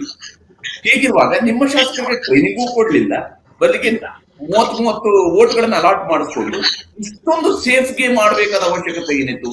ಆ 6 ವೋಟ್ಗಳು ಆ ಕಡೆಗೆ ಶಿಫ್ಟ್ ಆಗಿದ್ದಿರ್ತಿದ್ರೆ, ಒಂದು ವೇಳೆ ಶಿಫ್ಟ್ ಆಗಿದ್ದಿರ್ತಿದ್ರೆ ಬಹುಶಃ ಜೆಡಿಎಸ್ಗೂ ಒಂದು ಗೆಲ್ಲುವ ಅವಕಾಶ ಇನ್ನೊಂದ್ ಕಡೆ ಓಪನ್ ಆಗ್ತಿರಲ್ವ ಮುನಿಸ್ವಾಮಿ? ಸರ್, ನಾನು ಹರಿಪ್ರಸಾದ್ ಅವ್ರು ನಾನು ಹೇಳೋದೇನಂದ್ರೆ, ನಮ್ಮಲ್ಲೇನು ರಾಜ್ಯಸಭಾ ಎಲೆಕ್ಷನ್ ನಡೆದಾಗ, MLC ಚುನಾವಣೆ ನಡೆದಾಗ, ಅದು ಕಾಂಗ್ರೆಸ್ ಅವರಾಗ್ಲಿ ಅಥವಾ JDS ಅವರಾಗ್ಲಿ ಬಿಜೆಪಿ ಅವರಾಗ್ಲಿ 1-2 ಎಕ್ಸ್ಟ್ರಾ ಓಟ್ಗಳಾಕ್ಸಂತ ಕೆಲಸಗಳನ್ನ ನಿರ್ಮಲಾ ಸೀತಾರಾಮನ್ ಚುನಾವಣೆಗೆ ನಿಂತ ಸಂದರ್ಭದಲ್ಲೂ ಸುಮಾರು ಸಲ ರಾಜ್ಯಸಭಾ ಎಲೆಕ್ಷನ್ಗಳು ನಡೆದಂತ ಸಂದರ್ಭದಲ್ಲಿ ಅಂದ್ರೆ ಅದ್ ಯಾಕೆ ಮಾಡಿದ್ರೆ ಅಂದ್ರೆ, ನಾಗರಾಜ್ ಯಾದವ್ ಅವರು ಸ್ವಲ್ಪ ಸರಿಯಾಗಿ ಮಾತಾಡ್ಬೇಕು. ನೀವು ಮಾತಾಡೋದು ನಾನು ಮಾತಾಡಿಲ್ಲ. ಮಾತಾಡಿ. ರಾಜ್ಯಸಭಾ ಎಲೆಕ್ಷನ್ ನಡೆದಾಗ ಮತ್ತೆ ವಿಧಾನ ಪರಿಷತ್ ಚುನಾವಣೆಗಳು ನಡೆದಾಗ ನಾವು 2 ಮತಗಳನ್ನ ಎಕ್ಸ್ಟ್ರಾ ಹಾಕ್ಸ್ಕೊಂಡಿರ್ತಕ್ಕಂಥ ಉದಾಹರಣೆಗಳಿದೆ. ಯಾವಾಗ ಈ ಕಾಂಗ್ರೆಸ್ ಪಾರ್ಟಿಯಲ್ಲಿ 4 ಜನ ಗೆಲ್ಲೋದಕ್ಕೆ ಅವಕಾಶ ಇದ್ದಾಗ 5 ಜನರನ್ನ ಅಲ್ಲಿ ನಾಮಿನೇಷನ್ ಹಾಕ್ಸ್ತಾರೆ. ಹಾಕ್ಸಿದಂತ ಸಂದರ್ಭದಲ್ಲಿ ಕುದುರೆ ವ್ಯಾಪಾರಗಳು ಇವ್ರು ಮಾಡ್ತಾರೆ ಅನ್ನೋ ಒಂದು ಡೌಟ್ ಇಂದಾನೆ ನಾವು ಸೇಫರ್ ಸೈಡ್ ಆಗಿ ಏನ್ ಮಾಡ್ಬೇಕು ಅದು ಕೆಲಸನ ನಾವು ಮಾಡಿದ್ದೇವೆ ವಿನಃ ನಮ್ಮ ಮಿತ್ರ ಪಕ್ಷಗಳಿಗೆ ನಾವ್ ಏನ್ ರೆಸ್ಪೆಕ್ಟ್ ಕೊಡ್ಬೇಕು, ಏನ್ ಮಾಡ್ಬೇಕು ಅದನ್ನ ನಾವು ಮಾಡಿದಿರಿ. ಇಲ್ಲಿ NDA ಸರ್ಕಾರ ಕೇಂದ್ರದಲ್ಲಿ ಯಾವ ತರ ಸುರಕ್ಷಿತವಾಗಿದೆ ಅಂತ ನಿಮ್ಗೆ ಗೊತ್ತು. ನಿಮ್ಮಲ್ಲಿ INDA ಏನು ಮಿತ್ರ ಪಕ್ಷಗಳಿದೆ, ಅದ್ರ ಜೊತೆಲಿ ನೀವ್ ಯಾವ ತರ ಇದ್ದೀರಿ ದೇಶದಲ್ಲಿ ಅನ್ನೋದನ್ನ ಸ್ವಲ್ಪ ಯೋಚನೆ ಮಾಡಿ. ನಮ್ಮ ಬಗ್ಗೆ ನೀವು ಮಾತಾಡಕ್ ಮೊದ್ಲು ಜಾಸ್ತಿ ಅನುಕಂಪ ತೋರಿಸ್ತವ್ರೆ, ತುಂಬಾ ಅನುಕಂಪ ತೋರಿಸ್ತವ್ರೆ ಕಾಂಗ್ರೆಸ್ ಅವರು. ಹೌದೌದು, ನಾನು ಅನುಕಂಪ ತೋರಿಸ್ತಾ ಇಲ್ಲ, ಸತ್ಯ. ನಾಗರಾಜ್ ಯಾದವ್ ಇವತ್ತು ಬಹಳ ಖುಷಿಯಲ್ಲಿದ್ದಾರೆ. ಯಾಕಂದ್ರೆ ಅವ್ರ ಪಕ್ಷ ಅದ್ ನಾವ್ ಮಾಡ್ಕೊಂತೀವಿ ಬಿಡಿ, ನಮ್ಮ ಮಿತ್ರ ಪಕ್ಷಗಳಿದೆ, ನೀವು ಚಿಂತೆ ಬೇಡ. ಕಾಂಗ್ರೆಸ್ ಅವ್ರಿಗೆ ಯಾಕೆ ಈ ಮಟ್ಟಕ್ಕೆ ಲವ್ ನಿಮ್ಗೆ? ಒಂದು ನಿಮಿಷ ಅಶ್ವಿನ್ ಅವರೇ, ನಾಗರಾಜ್ ಯಾದವ್ ಅವರ ಖುಷಿ, ಅವರ ಸಂಭ್ರಮ ಇದೆಲ್ಲ ಗೋಚರಿಸ್ತಾ ಇದೆ. ಯಾಕಂದ್ರೆ ಅಫ್ಕೋರ್ಸ್ ಅವರು ಅಧಿಕಾರದಲ್ಲಿರುವಂತಹ ಪಕ್ಷದವರು, ಅವ್ರು ಸ್ವಲ್ಪ ಕೇಳುವ ಸಹನೆಯೂ ಕೂಡ ಬೇಕು. ಅದು ಬಹಳ ಮುಖ್ಯವಾಗಿ ನಾವು ಬಯಸುವಂತದ್ದು. ಇಲ್ಲಿ ನಾಗರಾಜ್ ಯಾದವ್ ಅವರ ಒಂದು ವಿಚಾರವನ್ನ ಇವತ್ತು ನೀವು ಅವರು 2 ಎಕ್ಸ್ಟ್ರಾ ವೋಟ್ ಹಾಕಿದ್ದನ್ನ ನೀವು ಗೇಲಿ ಮಾಡ್ತಾ ಇದ್ರಿ, ಅವರ ವಿಶ್ವಾಸದ ಕೊರತೆ ಬಗ್ಗೆ ಹೇಳ್ತಾ ಇದ್ರಿ. ಕರ್ನಾಟಕದ ವಿಧಾನ ಪರಿಷತ್ ಚುನಾವಣೆಯಲ್ಲಿ ಕಾಂಗ್ರೆಸ್ನ ಒಬ್ಬ ಅಧಿಕೃತ ಅಭ್ಯರ್ಥಿಯನ್ನೇ ಸೋಲಿಸಿರುವ ಇತಿಹಾಸ ಇದೆ, ಗೊತ್ತಾ? ಇಕ್ಬಾಲ್ ಅಹಮದ್ ಸರಡಗಿ ಅವರನ್ನ ಇವತ್ತೊಬ್ರು ಮಂತ್ರಿ ಆಗಿದ್ದಾರೆ. ಅವತ್ತು ಅವರು ಪಕ್ಷೇತರ ಅಭ್ಯರ್ಥಿ, ವಿಧಾನ ಪರಿಷತ್ನ ಮೊದಲ ಚುನಾವಣೆ, ಅವರು ಅತಿ ಹೆಚ್ಚು ಓಟ್ಗಳನ್ನ ಗೆಲ್ತಾರೆ. ಹಾಗಾದ್ರೆ ಈಗ ಅವರು ಎಕ್ಸ್ಟ್ರಾ ವೋಟ್ ಹಾಕ್ಸಿದ್ರೆ ಯಾಕೆ ಡೌಟ್ ಮಾಡ್ಬೇಕು? ಈಗ ನೀವು 5ನೇ ಕ್ಯಾಂಡಿಡೇಟ್ ನೀವು ಹಾಕಿದಿರಿ. ಹೇಳ ನಾನು ಹಾಗೆ ಆಗಿರ್ತಕ್ಕಂಥ ಎಲ್ಲ ತಪ್ಪು. ಒಂದ್ ನಿಮಿಷ ಸರ್, ನೀವು ಕೇಳಿದ್ರೆ ಒಳ್ಳೆ ಪ್ರಶ್ನೆ ಕೇಳಿದಿರಾ. ಆ ಸಂದರ್ಭದಲ್ಲಿ ಇಕ್ಬಾಲ್ ಸಡರ್ಗಿ ಅವರು ಸೋತಿದ್ ಗೊತ್ತು, ನನ್ಗೆ ಅಧಿಕೃತ ಅಭ್ಯರ್ಥಿ ಸೋತಿದ್ ಗೊತ್ತು, ಇಂಡಿಪೆಂಡೆಂಟ್ ಕ್ಯಾಂಡಿಡೇಟ್ ಗೊತ್ತಿದ್ ಗೊತ್ತು. ಆಮೇಲೆ ಅವ್ರ ನಮ್ಮಲ್ಲಿ ಮಂತ್ರಿಗಳಾಗಿದ್ ಗೊತ್ತು. ಸಿದ್ದರಾಮಯ್ಯ ಸಾಹೇಬ್ರ ಸಂಪುಟದಲ್ಲಿ ಮಂತ್ರಿ, ಈಗಲೂ ಕೂಡ DK ಶಿವಕುಮಾರ್ ಸಾಹೇಬ್ರ ಸಂಪುಟದ ಸಚಿವರು. ಅದಿರ್ಲಿ, ಅವೆಲ್ಲದರಿಂದ ಪಾಠ ಕಲ್ತ್ಕೊಂಡು ಈಗ ನಾವು ಒಂದು ತಾತ್ವಿಕ ಹಂತಕ್ಕೆ ಬಂದಿರೋದೇನೆಂದ್ರೆ, ಈ ಚುನಾವಣೆಯಲ್ಲಿ ನಮ್ಮ ಶಾಸಕರ ನಂಬಿಕೆ ಇದೆ 28ಗೆ 28 ಆಗ್ಬೇಕು ಅಂತಕ್ಕಂಥದನ್ನ ನಾವು ಯಾಕೆ ಮಾಡಿದ್ವಿ ಅಂದ್ರೆ, we have learned lesson in the past. ಆದ್ರೆ ಬಿಜೆಪಿ ಅವರು ಅವ್ರ ಅಲೈನ್ಸ್ ಪಾರ್ಟ್ನರ್ಗೆ ಕೊಟ್ಟಿರೋ ಗೌರವ ಎತ್ತಿ ತೋರಿಸಿದೆ ಹೊರತು ಅವ್ರವ್ರು ಏನೇನ ಮಾಡ್ಕೊಳ್ಳಿ, ಮದುವೆನ ಮಾಡ್ಕೊಳ್ಳಿ, ಡೈವರ್ಸ್ ಅಲೈನ್ಸ್ ಬಗ್ಗೆ ಮಾತಾಡಕ್ ಹೋಗ್ಬೇಡಿ. ಅಲ್ಲಲ್ಲ ಹರಿಪ್ರಸಾದ್ ಸರ್ ಒಂದು 10 ಸೆಕೆಂಡ್ ಅವಕಾಶ. ಹರಿಪ್ರಸಾದ್ ಸರ್, ಫಲಿತಾಂಶ ಹರಿಪ್ರಸಾದ್ ಸರ್, ಯಾವ ರೀತಿಯಲ್ಲಿ ಮಾತಾಡ್ತಾ ಹರಿಪ್ರಸಾದ್ ಸರ್, 4 ಜನ ಕಂಪ್ಲೀಟ್ ಮಾಡಿ ಬಂದೆ ಮುನ್ಸೋಮರೆ ನಿಮ್ಮ ಹತ್ರ ಬರ್ತೀನಿ ನಾನು. ನಾಗರಾಜ್ ಕಂಪ್ಲೀಟ್ ಮಾಡ್ಕೊಳ್ಳಿ, ನಾಗರಾಜ್ ಕಂಪ್ಲೀಟ್ ಮಾಡ್ಲಿ. ಮಾಡಿದ್ದೀರಾ, ಜಿವಿ ಬಲಿಪಶು ಮಾಡಿ ನಮ್ಗೆ ಯಾಕೆ ಕುದುರೆ ವ್ಯಾಪಾರ ಅಂತ ಹೇಳ್ತೀನಿ. ನಿಮ್ ಮೇಲೆ ನಿಮ್ಮ ಶಾಸಕರ ಮೇಲೆ ನಿಮ್ ನಂಬಿಕೆ ಇಲ್ಲ ಅಂತಕ್ಕಂಥ ಅದು ಹೇಳ್ತಕ್ಕಂಥ ವಿಚಾರ. ಮತ್ತು ಹಿಂದೆ ನಡೆದಂತಹ ಇತಿಹಾಸದಲ್ಲಿ ನಡೆದಿರ್ತಕ್ಕಂಥ ತಪ್ಪುಗಳನ್ನ ನಾವು ಮಾಡಬಾರದು ಅನ್ನೋ ಕಾರಣಕ್ಕೋಸ್ಕರನೇ ನಾವು ನಮ್ಮ ಎಮ್ಮೆಲ್ಎಗೆ ಟ್ರೈನಿಂಗ್ ಕೊಟ್ಟಿದ್ದೇವೆ. ಯಾವುದೇ ವಿಚಾರಗಳ ಕುದುರೆ ವ್ಯಾಪಾರಗಳು ಆಗ್ಬಾರ್ದು. ಜೆಡಿಎಸ್ ಡೆಸ್ಪರೇಟ್ ಆಗಿದ್ದಾರೆ, ಬಿಜೆಪಿ ಅವರು ಕೇಂದ್ರದಲ್ಲಿ ಏನು ನಮ್ಮ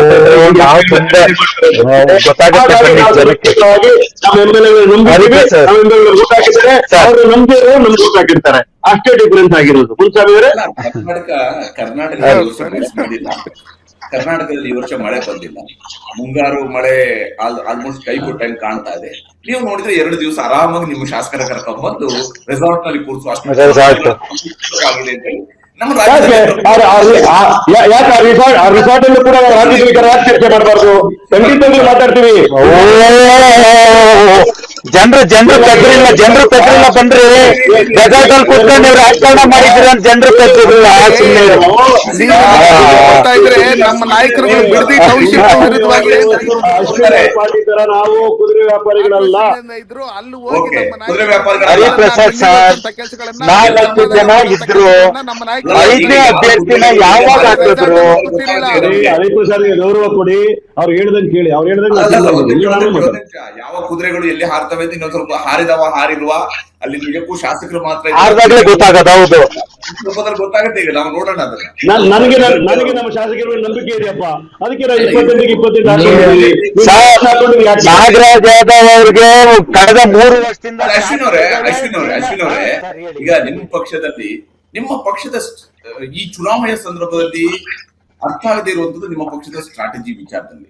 ಯಾಕೆಂದ್ರೆ ಒಂದು, ನಿಮಗೆ ನಿಮ್ಮ ಶಾಸಕರ ಮೇಲೆ ವಿಶ್ವಾಸದ ಕೊರತೆ ಇತ್ತ ಅಂತೇಳಿ. ಈಗ ಅವರು ಹೇಳ್ಕೊಳ್ತಿದ್ದಾರೆ, ನಮ್ಮನ್ನೆಲ್ಲ ಸುರಕ್ಷಿತವಾಗಿ ನಾವು ಯಾಕೆ ಇಟ್ಕೊಂಡಿದ್ವಿ, ನಾವು ಹಿಂದಿನಿಂದ ಪಾಠ ಕಲ್ತಿದೀವಿ. ಅದರ ಅರ್ಥ ಅವ್ರಿಗೂ ಕೂಡ ಒಂದೊಂದು ಕಡೆ ನಂಬಿಕೆ ಇರ್ಲಿಲ್ವೇನೋ ಗೊತ್ತಿಲ್ಲ. ಅದು ನಾಗರಾಜ್ ಅವರು ಮುಂದೆ ಸ್ಪಷ್ಟಪಡಿಸಬಹುದು. ಅವ್ರ ಜೊತೆ ಮಾತ್ರ ನಾನು ಕೇಳ್ತೀನಿ. ಹಿಂದಿನಿಂದ ಅವರು ಪಾಠ ಕಲ್ತ್ಕೊಂಡಿದ್ದಾರೆ ಅಂತ, ಹಂಗಾಗಿ ಅವ್ರನ್ನೆಲ್ಲ ಜೊತೆ ಕೂರಿಸ್ಕೊಂಡಿದ್ದಾರೆ. 28 ಓಟ್ ಹಾಕಿಸ್ಕೊಂಡಿದ್ದಾರೆ. ಅಲ್ಲ, ನಿಮಗೆ ನಿಮ್ಮ ಇರೋ 18 ಶಾಸಕರನ್ನ ಒಂದು ಕಡೆಯಲ್ಲಿ ಕೂರಿಸ್ಕೊಳ್ಳೋದಕ್ಕೆ ಆಗೋದಿಲ್ಲ. ಇನ್ನೊಂದು ಕಡೆಯಲ್ಲಿ ಒಬ್ರು ಆತ್ಮಸಾಕ್ಷಿ ಮತ ಅಂತಾರೆ, ಇನ್ನೊಬ್ರು 2028ಕ್ಕೆ ನಾವು ನೋಡ್ಕೊಂತೀವಿ ಅಂತಾರೆ ರೇವಣ್ಣ ಅವರು. ಆ ಕಡೆ ಆರ್ ಅಶೋಕ್ ಅವ್ರನ್ನ ಹೋಗಿ ಸೌಜನ್ಯಕ್ಕೂ ಇವತ್ತು ಮತದಾನದ ದಿವಸವೂ ಕೂಡ ನಿಮ್ಮ ಮಿತ್ರ ಪಕ್ಷವನ್ನು ಹೋಗಿ ಮಾತಾಡ್ಸೋದಕ್ಕೆ ಮುಂದಾಗೋದಿಲ್ಲ. ಅವರು ಅವರ ಪಾಡಿಗೆ ಅವರದ್ದು ಸ್ಟ್ರಾಟಜಿ ಮಾಡ್ಕೊತಾರೆ, ನೀವು ನಿಮ್ಮ ಪಾಡಿಗೆ ಸ್ಟ್ರಾಟಜಿ ಮಾಡ್ಕೊತೀರಿ. ಹಿಂಗೆ ಆದ್ರೆ MLA ಓಟ್ ಹಾಕಿಸುವಾಗ ನೀವು ಜೊತೆಯಾಗಿ ಹೋಗದೇ ಇದ್ರೆ, ಇನ್ನು ಜನರಿಂದ ಓಟ್ ಹಾಕಿಸ್ಕೊಳ್ಳುವಾಗ ಎಷ್ಟು ಮಟ್ಟಿಗೆ ಜೊತೆಯಾಗಿ ಹೋಗಿರ್ತೀರಿ ನೀವು ಅಶ್ವಿನ್ ಅವರೇ? ಸರ್, ಜಾತ್ಯತೀತ ಜನತಾದಳ ಎಲ್ಲೋ 2023 ಚುನಾವಣೆಯಲ್ಲಿ ಈ ಒಂದು 18 ಸೀಟ್ನ ತಗೊಂಡಿದೀವಿ ಅನ್ನೋದು ಒಂದೇ ವಿಚಾರ ಬಿಟ್ರೆ, ನಿಮಗೂ ಗೊತ್ತಿದೆ sir Hariprasad sir, single digit ತಗೊಂಡು ಮುಂಬರುವ ಚುನಾವಣೆಯಲ್ಲಿ ಯಾವ ಮಟ್ಟಕ್ಕೆ ಪ್ರಚಂಡ ಬಹುಮತ ತಗೊಂಡು ಬಂದಿದ್ದೀವಿ ಅಧಿಕಾರಕ್ಕೆ ಅನ್ನೋದು ಗೊತ್ತಿದೆ. ಆತ್ಮವಿಶ್ವಾಸ ಇದೆ. 18 ಶಾಸಕರಲ್ಲಿ ಇರುತ್ತೆ, ನಿಮಗ್ ಗೊತ್ತಿದೆ. ಎಲ್ಲಿ ಇವರು 4 ಕ್ಯಾಂಡಿಡೇಟ್ ಗೆಲ್ಬೋದಿತ್ತು ಈಸಿಯಾಗಿ, ಕಾಂಗ್ರೆಸ್ ಅವರು 5ನೇ ಕ್ಯಾಂಡಿಡೇಟ್ ಹಾಕಿದ್ರು. ಅವಾಗ್ಲೇ ಗೊತ್ತಾಯ್ತು ಇವರು ಕುದುರೆ ವ್ಯಾಪಾರ ಕೇಳಿದ್ರು. ಕಾಂಗ್ರೆಸ್ ಅವರು ಅಭಿವೃದ್ಧಿ ಮಾಡಿಲ್ಲ ಅಂದ್ರೂ ಸಭೆ ಸಮಾರಂಭಗಳಿಗೆ, ಈ ತರ ಎಲೆಕ್ಷನ್ ಗಳಿಗೆ ದುಡ್ಡು ಖರ್ಚು ಮಾಡಿ ಚುನಾವಣೆ ಮಾಡಿ ಗೆಲ್ಲಂತ ನೀವು ದುಡ್ಡು ಇಟ್ಕೊಂಡಿದ್ದೀರ ಅಂತ ಎಲ್ರಿಗೂ ಗೊತ್ತಿದೆ. ಕುದುರೆ ವ್ಯಾಪಾರಕ್ಕೆ ಅವಕಾಶ ಕೊಡಬಾರ್ದು. ನಾವು ಪ್ರಜಾಪ್ರಭುತ್ವ ವ್ಯವಸ್ಥೆಯಲ್ಲಿ ಕಣದಲ್ಲಿರ್ಬೇಕು, ಚುನಾವಣಾ ಕಣದಲ್ಲಿರ್ಬೇಕಂತ ನಮ್ಮ ಅಭ್ಯರ್ಥಿ ಇದ್ದಾರೆ. ಒಂದು ಮೈತ್ರಿ ಪಕ್ಷವಾಗಿ ಬಿಜೆಪಿ ಅವರು ಏನ್ ಸಹಕಾರ ಮಾಡ್ಬೇಕು ಮಾಡಿದ್ದಾರೆ, ಜೊತೆಲಿದ್ದೀವಿ. ಅದು ಬಿಟ್ರೆ ಕಾಂಗ್ರೆಸ್ ಅವರಿಂದ ನಮ್ಗೆ ಯಾವ ಸರ್ಟಿಫಿಕೇಟ್ ಕೊಡೋದ್ ಬೇಡ. ದಯಮಾಡಿ ನೀವು ಇನ್ನು 2 ವರ್ಷ ಜನರ ಹತ್ರ ಏನ್ ಸರ್ಟಿಫಿಕೇಟ್ ತಗೊಂತೀರಾ ಅಂತ ನೀವು ನೋಡಿ, ನೀವು ಅದ್ರ ಬಗ್ಗೆ ಕಾನ್ಸಂಟ್ರೇಟ್ ಮಾಡಿ. ಬಿಟ್ರೆ ನಮ್ಮ ಶಾಸಕರ ಆತ್ಮಸ್ಥೈರ್ಯ, ಆತ್ಮವಿಶ್ವಾಸ ತುಂಬಾ ಚೆನ್ನಾಗಿದೆ ಹರಿಪ್ರಸಾದ್ ಸರ್, ಬೇಡ. ಹೌದು, 18 ಬಂದಿದ್ದೀವಿ ನಾಗರಾಜ್ ಯಾದವ್ ಅವರೇ, 2028ಕ್ಕೆ ತೋರಿಸ್ತೀವಿ ನೋಡಿ ನಿಮ್ಗೆ. ಬಿಜೆಪಿ ಒಂದು ಮತ ಅಸಿಂಧುವಾಗಿದೆ, ಒಂದು ಓಟು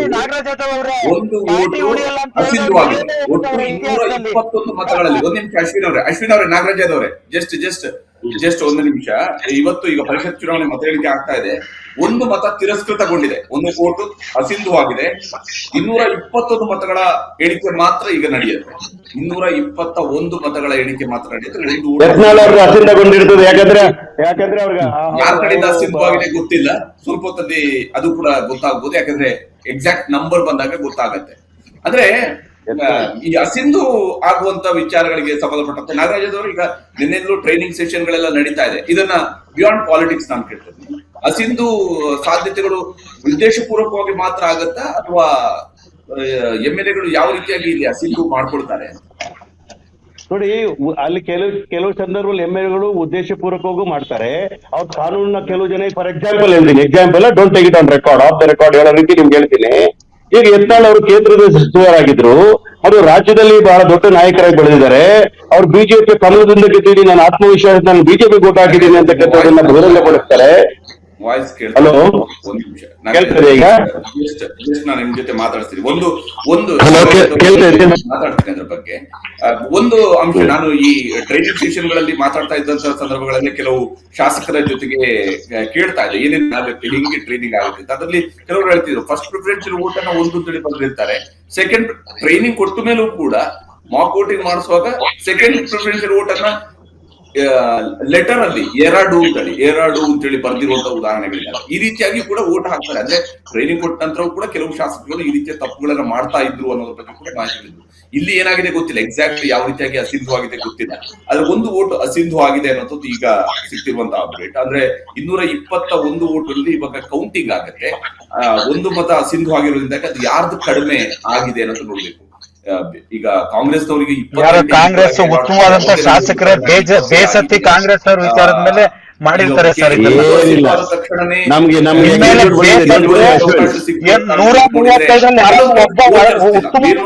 ಗೋಚರಿಸ್ತಾ ಇಲ್ಲ.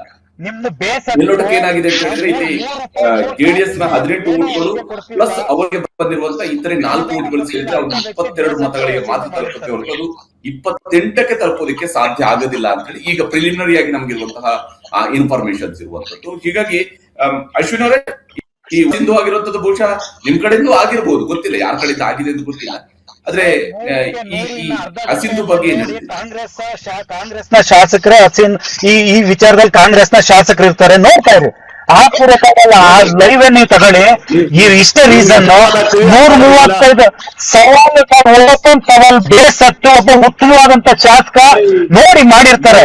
ನಿಮ್ಮೇಲೆ ಬೇಸತ್ತು ಅನುದಾನನೇ ಕೊಟ್ಟಿಲ್ರಿ, ಆದಿಪಿಗಿಲ್ಲಿ ಬೈಕ್ ಓಡಾಡ್ತಾರೆ. ನಿಮ್ಮಾವ ಆ ಗ್ಯಾರಂಟಿ ಸರ್ಕಾರದಿಂದ ಅಧಿಕಾರಕ್ಕೆ ಬಂದ ಅಂತೀರ, ಗ್ಯಾರಂಟಿನೇ ಅಂತ ಹೇಳ್ತಿದ್ದೀರಾ.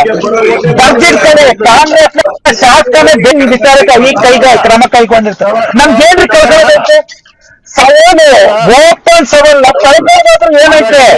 ನಾವು ಒಪ್ಕೊಂಡ್ರಿ, ನೀವು 135 ಚೆನ್ನಾಗಿ ಓಪನ್ ಆಗಿ ಕೇಳ್ತೀನಿ ಬನ್ನಿ. ಬೇಸತ್ತಿದ್ದಾರೆ ನಿಮ್ಮ ಶಾಸಕರು ರೀ. 135 ಒಬ್ಬ ಉತ್ತಮ ಶಾಸಕರು ಇಲ್ವೇನ್ರಿ? ಇದೇ ನೋಡಿ ಬೇಸತ್ತಿದ್ದಾರೆ.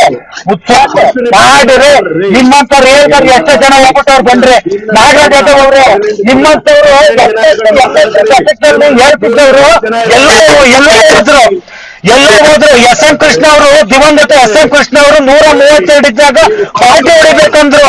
ಎಲ್ರಿ ಹೋಯ್ತು? ಸಿದ್ದರಾಮಯ್ಯ ಅವ್ರು ಟ್ರೈ ಮಾಡಿದ್ರು, ಎಲ್ರಿ ಹೋಯ್ತು? ನೀವು ನೋಡಿ, ನೀವು ಮಾಡಬೇಡಿ ನಾಗರಾಜ್ ಅವರು. ನೀವಿನ್ನೂ ಪಕ್ಷ ಇದ್ದೀರ ರಾಜಕಾರಣದಲ್ಲಿ.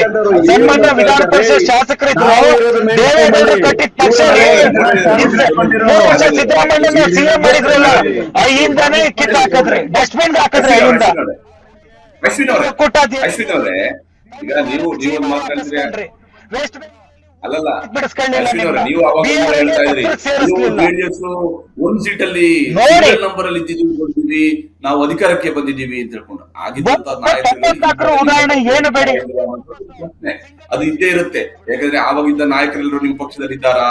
ಅವ್ರು ಎಷ್ಟು ಮಂದಿ ಉಳ್ಕೊಂಡಿದ್ದಾರೆ, ಎಷ್ಟು ಮಂದಿ ಆಚೆ ಹೋಗಿದ್ದಾರೆ, ಈಗ ನಿಮ್ಮ ಪಕ್ಷದಲ್ಲಿ ಎಷ್ಟು ಮಂದಿ ಉಳ್ಕೊಂಡಿದ್ದಾರೆ, ಇವೆಲ್ಲ ಕೌಂಟ್ ಆಗತ್ತೆ ರಾಜಕೀಯದ ವಿಚಾರಗಳಲ್ಲಿ ಮಾತ್ರ. ಆದ್ರೆ ನಿಮ್ಮ ಪಕ್ಷದ ಪರವಾಗಿ ನೀವು ಹೇಳ್ಕೊಳ್ಳೋದಕ್ಕೆ ನಾನು ಯಾವುದೇ ಅಭ್ಯಂತರ ಇಲ್ಲ. ನಿಮ್ಮ ಪಕ್ಷದ ಪರವಾಗಿ ನೀವು ಏನ್ ಬೇಕಾದ್ರೂ ಹೇಳ್ಕೋಬಹುದು, ನಾವು ಅದನ್ನ ಒಪ್ಕೊಡ್ತೀವಿ, ಅದು ಸ್ವಾಗತಿಸ್ತೀವಿ. ಅರೆ ಮುನಿಸ್ವಾಮಿ ಅವರೇ, ಈಗ ಒಂದು ಓಟು ಅಸಿಂಧು ಆಗಿದೆ ಅಂತ ನಿಮ್ಗೆ ಏನಾದ್ರು ಟೆನ್ಷನ್ ಇದೆಯಾ? ನಿಮ್ ಕಡೆಯಿಂದ ಏನಾದ್ರು ಆಗಿದ್ಯಾ ಅಂತ ಹೇಳೋದ್ರ ಬಗ್ಗೆ ಟೆನ್ಷನ್ ಇದೆಯಾ? ಬಿಜೆಪಿ ಒಂದು ಓಟು ಅಸಿಂಧು ಆಗಿದೆ ಅಂತ ನಮ್ಗೆ ಆ ತರದ್ದೇನು ಟೆನ್ಷನ್ ಇಲ್ಲ. ನಮ್ಮಲ್ಲಿ ಇವ್ರು ರೆಸಾರ್ಟ್ ರಾಜಕಾರಣ ಮಾಡ್ತಾ ಇದ್ರೆ ನಮ್ಮ ನಾಯಕರೆಲ್ಲ ಬಿಡದಿ ಟೌನ್ಶಿಪ್ ಏನಾಗಿತ್ತು, ಆ ಬಿಡದಿ ಟೌನ್ಶಿಪ್ ಅಲ್ಲಿ ಏನು ರೈತರು ಸಂಕಷ್ಟದಲ್ಲಿದ್ರು ಅವ್ರನ್ನ ಸಮಾಧಾನ ಮಾಡಂತ ನಿಟ್ಟಿನಲ್ಲಿ ನಮ್ಮ ಆರ್ ಅಶೋಕ್ ಅಣ್ಣವರು, ವಿಜೇಂದ್ರ ಅಣ್ಣವರು, ಚಲವಾದಿ ನಾರಾಯಣಸ್ವಾಮಣ್ಣವರು, ಅಶ್ವಥ್ ನಾರಾಯಣವರು ಎಲ್ಲಾರು ಹೋಗಿ ಇದ್ ಮಾಡ್ತಾ ಇದ್ರು. ಆದ್ರೆ ಇವ್ರ ಶಾಸಕರ ಮೇಲೆ ಇವ್ರಿಗೆ ನಂಬಿಕೆ ಇಲ್ದೆ ರೆಸಾರ್ಟ್ ಅಲ್ಲಿ ತಗೊಂಡೋಗಿ ಇಟ್ಕೊಂಡು 1ನೇ ಕ್ಲಾಸ್ ಮಕ್ಕಳಿಗೆ ಪಾಠ ಹೇಳ್ಕೊಟ್ಟಂಗೆ ಹೇಳ್ಕೊಟ್ಕೊಂಡು ಇವ್ರು ಕುಲ್ಸ್ಕೊಂಡಿದ್ದು. ಅಲ್ಲಿ ರೈತರ ಹಾಳಾದ್ರೂ ಆಗ್ಲಿ, ರೈತರ ಬೆಳೆ ಆದ್ರೂ ಇದಾಗ್ಲಿ, ಇವ್ರಿಗೇನ್ ದುಡ್ಡು ಬೇಕಷ್ಟೇ. ನಾಗರಾಜ್ ಯಾದವ್ ಅಣ್ಣ, ನಾನ್ ನಿಮ್ಗೆ ಹೇಳ್ತೀನಿ ಕೇಳಿ, ಡಿ.ಕೆ. ಶಿವಕುಮಾರ್ ಅವ್ರಿಗೆ ನೀವು CM ಸ್ಥಾನ ಕೊಟ್ಟಿಲ್ಲ ಅಂದಿದ್ರೆ ನೋಡ್ಬೇಕಾಗಿತ್ತು, ಕಾಂಗ್ರೆಸ್ ಚಿಂದಿಲ್ ಚಿತ್ರನ ಆಗ್ಬಿಡ್ತಾ ಇತ್ತು. ಎಷ್ಟು ಜನ ಗಂಟು ಮುಟ್ಟೆ ಕಟ್ಟಿದ್ರು ಅನ್ನೋದು ನಿಮ್ಗೆ ಎಲ್ಲರಿಗೂ ಗೊತ್ತು. ಅದಕ್ಕೋಸ್ಕರ ನಿಮ್ಮ ಡಿ.ಕೆ. ಶಿವಕುಮಾರ್ ಅವ್ರು ಬಿಟ್ರೆ ಹೋಗ್ಬಿಡ್ತಾ ಇನ್ನೇನ್ ಸಿಕ್ಕಲ್ಲ ಅಂತ ಹೇಳಿ ಅದಕ್ಕೋಸ್ಕರ ಅಷ್ಟೇ ಕಾಂಗ್ರೆಸ್ 458 ದಿನ ಸ್ಟ್ರೈಕ್ ಮಾಡ್ತಿದ್ದಾರೆ. ಒಂದ್ ನಿಮಿಷ ಅಶ್ವಿನ್ ಅವರೇ, ಈಗಾಗಲೇ ಎಲ್ಲ ವಿಷಯಾಂತರ ಮಾಡ್ತಾರೆ ಸರ್, ಅವ್ರ ಸಬ್ಜೆಕ್ಟ್ ಇಲ್ಲ. ವಂಡರ್ಲಾ ರೆಸಾರ್ಟ್ 2 ಕಿಲೋಮೀಟರ್ ರೈತರು 458 ಓಟಿನ ಪ್ರಿಫರೆನ್ಸ್ ವೋಟ್ ಅನ್ನ ಬರಿವಾಗ ನಂಬರ್ ಸರಿಯಾಗಿ ಬರೆಯದೇ ಇದ್ದಂತ ಕಾರಣಕ್ಕೆ ಒಂದು ಓಟ್ ಅಸಿಂಧು ಆಗಿದೆ ಅಂತ ಹೇಳುವಂತದ್ದು ಸಿಕ್ತಿರುವಂತಹ ಮಾಹಿತಿ. ಇದು ಕೌಂಟಿಂಗ್ ಸೆಂಟರ್ ಇಂದ ಸಿಗ್ತಾ ಇರುವಂತಹ ಮಾಹಿತಿ. ಆ ರೀತಿಯಾಗಿ ಕೂಡ ಅಸಿಂಧು ಆಗಿದೆ. ಇಲ್ಲಿ ಅಸಿಂಧು ನಾವು ಅನೇಕ ಸಂದರ್ಭಗಳಲ್ಲಿ ನೋಡಿದ್ವಿ ಹೇಗೆ ಆಗತ್ತೆ. ಮತ್ತೆ ಕ್ರಾಸ್ ವೋಟ್ ಮಾಡುವಂತವರ ಕಾರಣಗಳನ್ನು ಕೂಡ ನೋಡಿದ್ವಿ. ಹಿಂದೆ ಒಬ್ರು ಕ್ರಾಸ್ ವೋಟ್ ಮಾಡಿದವ್ರನ್ನ ವಿಚಾರಣೆ ನಡೆಸಿತ್ತು ಆಮೇಲೆ ಅವರ ಪಕ್ಷ. ಅವಾಗ ಅವರೊಂದು ಹೇಳಿದಂತ ಉತ್ತರ ಹೆಂಗಿತ್ತು, ಆ ಪಕ್ಷಕ್ಕೆ ಕೊಟ್ಟಂತ ಉತ್ತರ, ಅದ್ರ ಬಗ್ಗೆ ನಿನ್ನೆಗೂ ಕೂಡ ಕೆಲವ್ರ ಜೊತೆ ಮಾತಾಡುವಾಗ ಅದನ್ನ ಮತ್ತೆ ರೀಕಾಲ್ ಮಾಡ್ತಾ ಇದ್ರು. ಅವರು ಅವತ್ತು ಅಸಿಂಧು ಆದಾಗ ಅವರ ಕ್ರಾಸ್ ವೋಟ್ ಮಾಡಿದಾಗ ಅವ್ರು ಹೇಳಿದಂತ ಕೊಟ್ಟಂತ ಉತ್ತರ, ಅಯ್ಯೋ ನಾನು ಬರೆಯುವಾಗ ನನ್ನ ಕೈ ನಡುಗ್ತಾ ಇತ್ತು, ನಂಗೆ ಅದು ಆ ಕಡೆ ಈ ಕಡೆ ಹೋಗಿದೆ, ಹಂಗಾಗಿ ಮೋಸ್ಟ್ಲಿ ಮೇಲೆ ಕೆಳಗೆ ಆಗಿದೆ ಅಂತ ಹೇಳಿದ್ರು. ಈ ರೀತಿಯಾದಂತಹ ಕಾರಣಗಳನ್ನ ನಮ್ಮ ಶಾಸಕರು ಕೊಡ್ತಾರೆ. ಇದು ಇಲ್ಲಿ ಗುಪ್ತ ಮತದಾನ ಆಗಿರೋದಾಗಿ ಎಕ್ಸಾಕ್ಟ್ ಇಂಥವ್ರೆ ಅಂತ ಹೇಳುವಂತಹ ಕಾರಣವನ್ನ ಪಾಯಿಂಟ್ ಔಟ್ ಮಾಡಿ ಅವ್ರ ಮೇಲೆ ಆಕ್ಷನ್ ತೆಗೆದುಕೊಳ್ಳೋದಕ್ಕೆ ಯಾವುದೇ ಪಕ್ಷಕ್ಕೂ ಆಗೋದಿಲ್ಲ. ಯಾವುದೇ ವಿಪ್ಗಳಿದ್ರು ಕೂಡ ಅದರ ಉಲ್ಲಂಘನೆ ಬಹಳ ದೊಡ್ಡ ಪರಿಣಾಮವನ್ನ ಬೀರೋದಿಲ್ಲ. ಒಂದು ಮತ ಈಗಾಗಲೇ ಅಸಿಂಧು ಆಗಿದೆ. ಈ ಚುನಾವಣೆಯ ಸಂದರ್ಭದಲ್ಲಿ ಒಂದು ಮತ ಅಸಿಂಧು ಆಗಿದೆ. ಅದು ಈ ಕಾರಣಕ್ಕಾಗಿ ಎಲ್ಲಾ 222 ಮತಗಳು ಚಲಾವಣೆ ಆದ್ರೂ ಕೂಡ ಒಂದು ಮತ ಅಸಿಂಧು ಆಗೋದ್ರೊಂದಿಗೆ ಈಗ 221 ಮತಗಳ ಎಣಿಕೆ ಕಾರ್ಯ ನಡೆಯುತ್ತೆ. ಹೀಗಾಗಿ ಯಾರು ಈ ವೋಟ್ ಅನ್ನ ಈ ರೀತಿಯಾಗಿ ಇನ್ವ್ಯಾಲಿಡ್ ಆಗುವಂತಹ ರೀತಿಯಲ್ಲಿ ಮತ ಹಾಕಿದ್ದಾರೆ ಅನ್ನೋದು ಕೂಡ ನೋಡ್ಬೇಕು. ಇಲ್ಲಿ ಕೆಲವರು ಬೇಕಂತಲೇನೆ ಅಸಿಂಧು ಮಾಡುವಂತದ್ದು ಕೂಡ ಇದ್ದೇ ಇರುತ್ತೆ ಇಂತಹ ಚುನಾವಣೆಗಳ ಸಂದರ್ಭದಲ್ಲಿ. ಯಾಕಂದ್ರೆ ಒಬ್ಬ ಎಕ್ಸ್ಟ್ರಾ ಅಭ್ಯರ್ಥಿಯನ್ನ ಸೋಲಿಸುವಂತಹ ಸಂದರ್ಭದಲ್ಲಿ ಇಂಟೆನ್ಷನಲ್ ಕೂಡ ಇರಬಹುದು ಅಥವಾ ಗೊತ್ತಿಲ್ಲದೆಯೂ ಕೂಡ ಆಗಿರ್ಬೋದು. ಬಹುತೇಕ ನಮ್ಮ ಎಲ್ಲ ಶಾಸಕರಿಗೆ ಟ್ರೈನಿಂಗ್ ಆಗಿದೆ. ಈಗ ಮಾಕ್ ವೋಟಿಂಗ್ ಮಾಡಿಸ್ಲೇಬೇಕು ಅಂತಿಲ್ಲ, ಆದ್ರೆ ಪಕ್ಷದ ಶಾಸಕಾಂಗ ಪಕ್ಷದ ಸಭೆಯಲ್ಲಿ ಸಾಮಾನ್ಯವಾಗಿ ಅವ್ರಿಗೆ ಹೇಳ್ತಾರೆ ವೋಟಿಂಗ್ ಪ್ಯಾಟರ್ನ್ ಹೆಂಗಿರುತ್ತೆ, ಹೆಂಗ್ ಮಾಡಬೇಕು, ಯಾರಿಗೆ ವೋಟ್ ಹಾಕಬೇಕು, ಇವುಗಳ ಬಗ್ಗೆ ಪಕ್ಷದ ಸಚೇತಕರುಗಳು ಕೂಡ ಟ್ರೈನ್ ಮಾಡುವಂತದ್ದು ಇದ್ದೇ ಇರುತ್ತೆ. ಈಗ ಒಂದು ಓಟು ಇಲ್ಲಿ ಅಸಿಂಧು ಆಗಿದೆ, ಅಧಿಕೃತವಾಗಿ ಅಸಿಂಧು ಆಗಿದೆ ಅನ್ನೋದನ್ನ ಚುನಾವಣಾ ಮತ ಎಣಿಕೆಯ ಸಂದರ್ಭದಲ್ಲಿ ಮತ ಎಣಿಕೆ ಕೇಂದ್ರದಲ್ಲಿ ಈಗ ಅದನ್ನ ಅಸಿಂಧು ಅಂತೇಳಿ ಡಿಕ್ಲೇರ್ ಮಾಡಿದ್ದಾರೆ. ನಾಗರಾಜ್ ಅವರೇ, ಈ ವೋಟಿಂಗ್, ಈ ಚುನಾವಣೆ ಇದು ಡಿ.ಕೆ. ಶಿವಕುಮಾರ್ ಅವರಿಗೆ ಎದುರಾಗಿರುವ ಮೊದಲ ಪರೀಕ್ಷೆ ಅಂತ ಹೇಳಿ. ಯಾಕಂದ್ರೆ ಅವರು ಮೊನ್ನೆ ಅಷ್ಟೇ ಮುಖ್ಯಮಂತ್ರಿ ಆದ ನಂತರ ನಡೀತಾ ಇರುವಂತಹ ಮೊದಲು ಚುನಾವಣೆ ಆಗಿರೋದ್ರಿಂದಾಗಿ ಮುನಿಸ್ವಾಮಿ ಅವರಾಗ್ಲೇ ಒಂದು ಮಾತನ್ನ ಪ್ರಸ್ತಾಪ ಮಾಡಿದ್ರು. ಒಂದ್ ವೇಳೆ ನೀವು ನೋಡ್ಬೇಕಿತ್ತು, ಒಂದ್ ವೇಳೆ ನೀವೇನಾದ್ರೂ ಹಸ್ತಾಂತರ ಮಾಡ್ತಾ ಇರ್ತಿದ್ರೆ ಏನಾಗ್ತಿತ್ತು ಅಂತ ಹೇಳಿ. ಅದು ರಾಜಕೀಯವಾದಂತಹ ವಿಚಾರಗಳಿರ್ಬೋದು. ಆದ್ರೆ ಪ್ರಶ್ನೆ ಇರೋದು, ಈ ಮೊದಲ ಅಗ್ನಿ ಪರೀಕ್ಷೆ ಯಾವ ಸ್ವರೂಪದಲ್ಲಿ ಶಿವಕುಮಾರ್ ಅವರ ನಾಯಕತ್ವಕ್ಕೆ ಒಂದು ಬಲವನ್ನ ತುಂಬಬಹುದು ಅಂತೇಳಿ ತಮ್ಗೆ ಅನ್ಸುತ್ತೆ?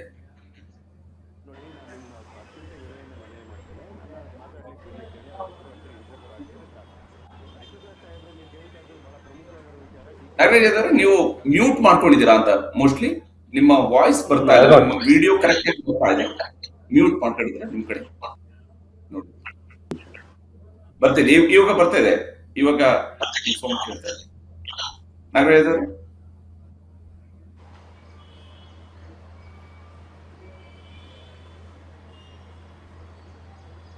ಕೇಳ್ತಿದ್ಯಾ? ನಾಗರಾಜ್ ಅವರೇ, ಎಸ್ ಕೇಳ್ತಾ ಇದೆಯಲ್ಲ?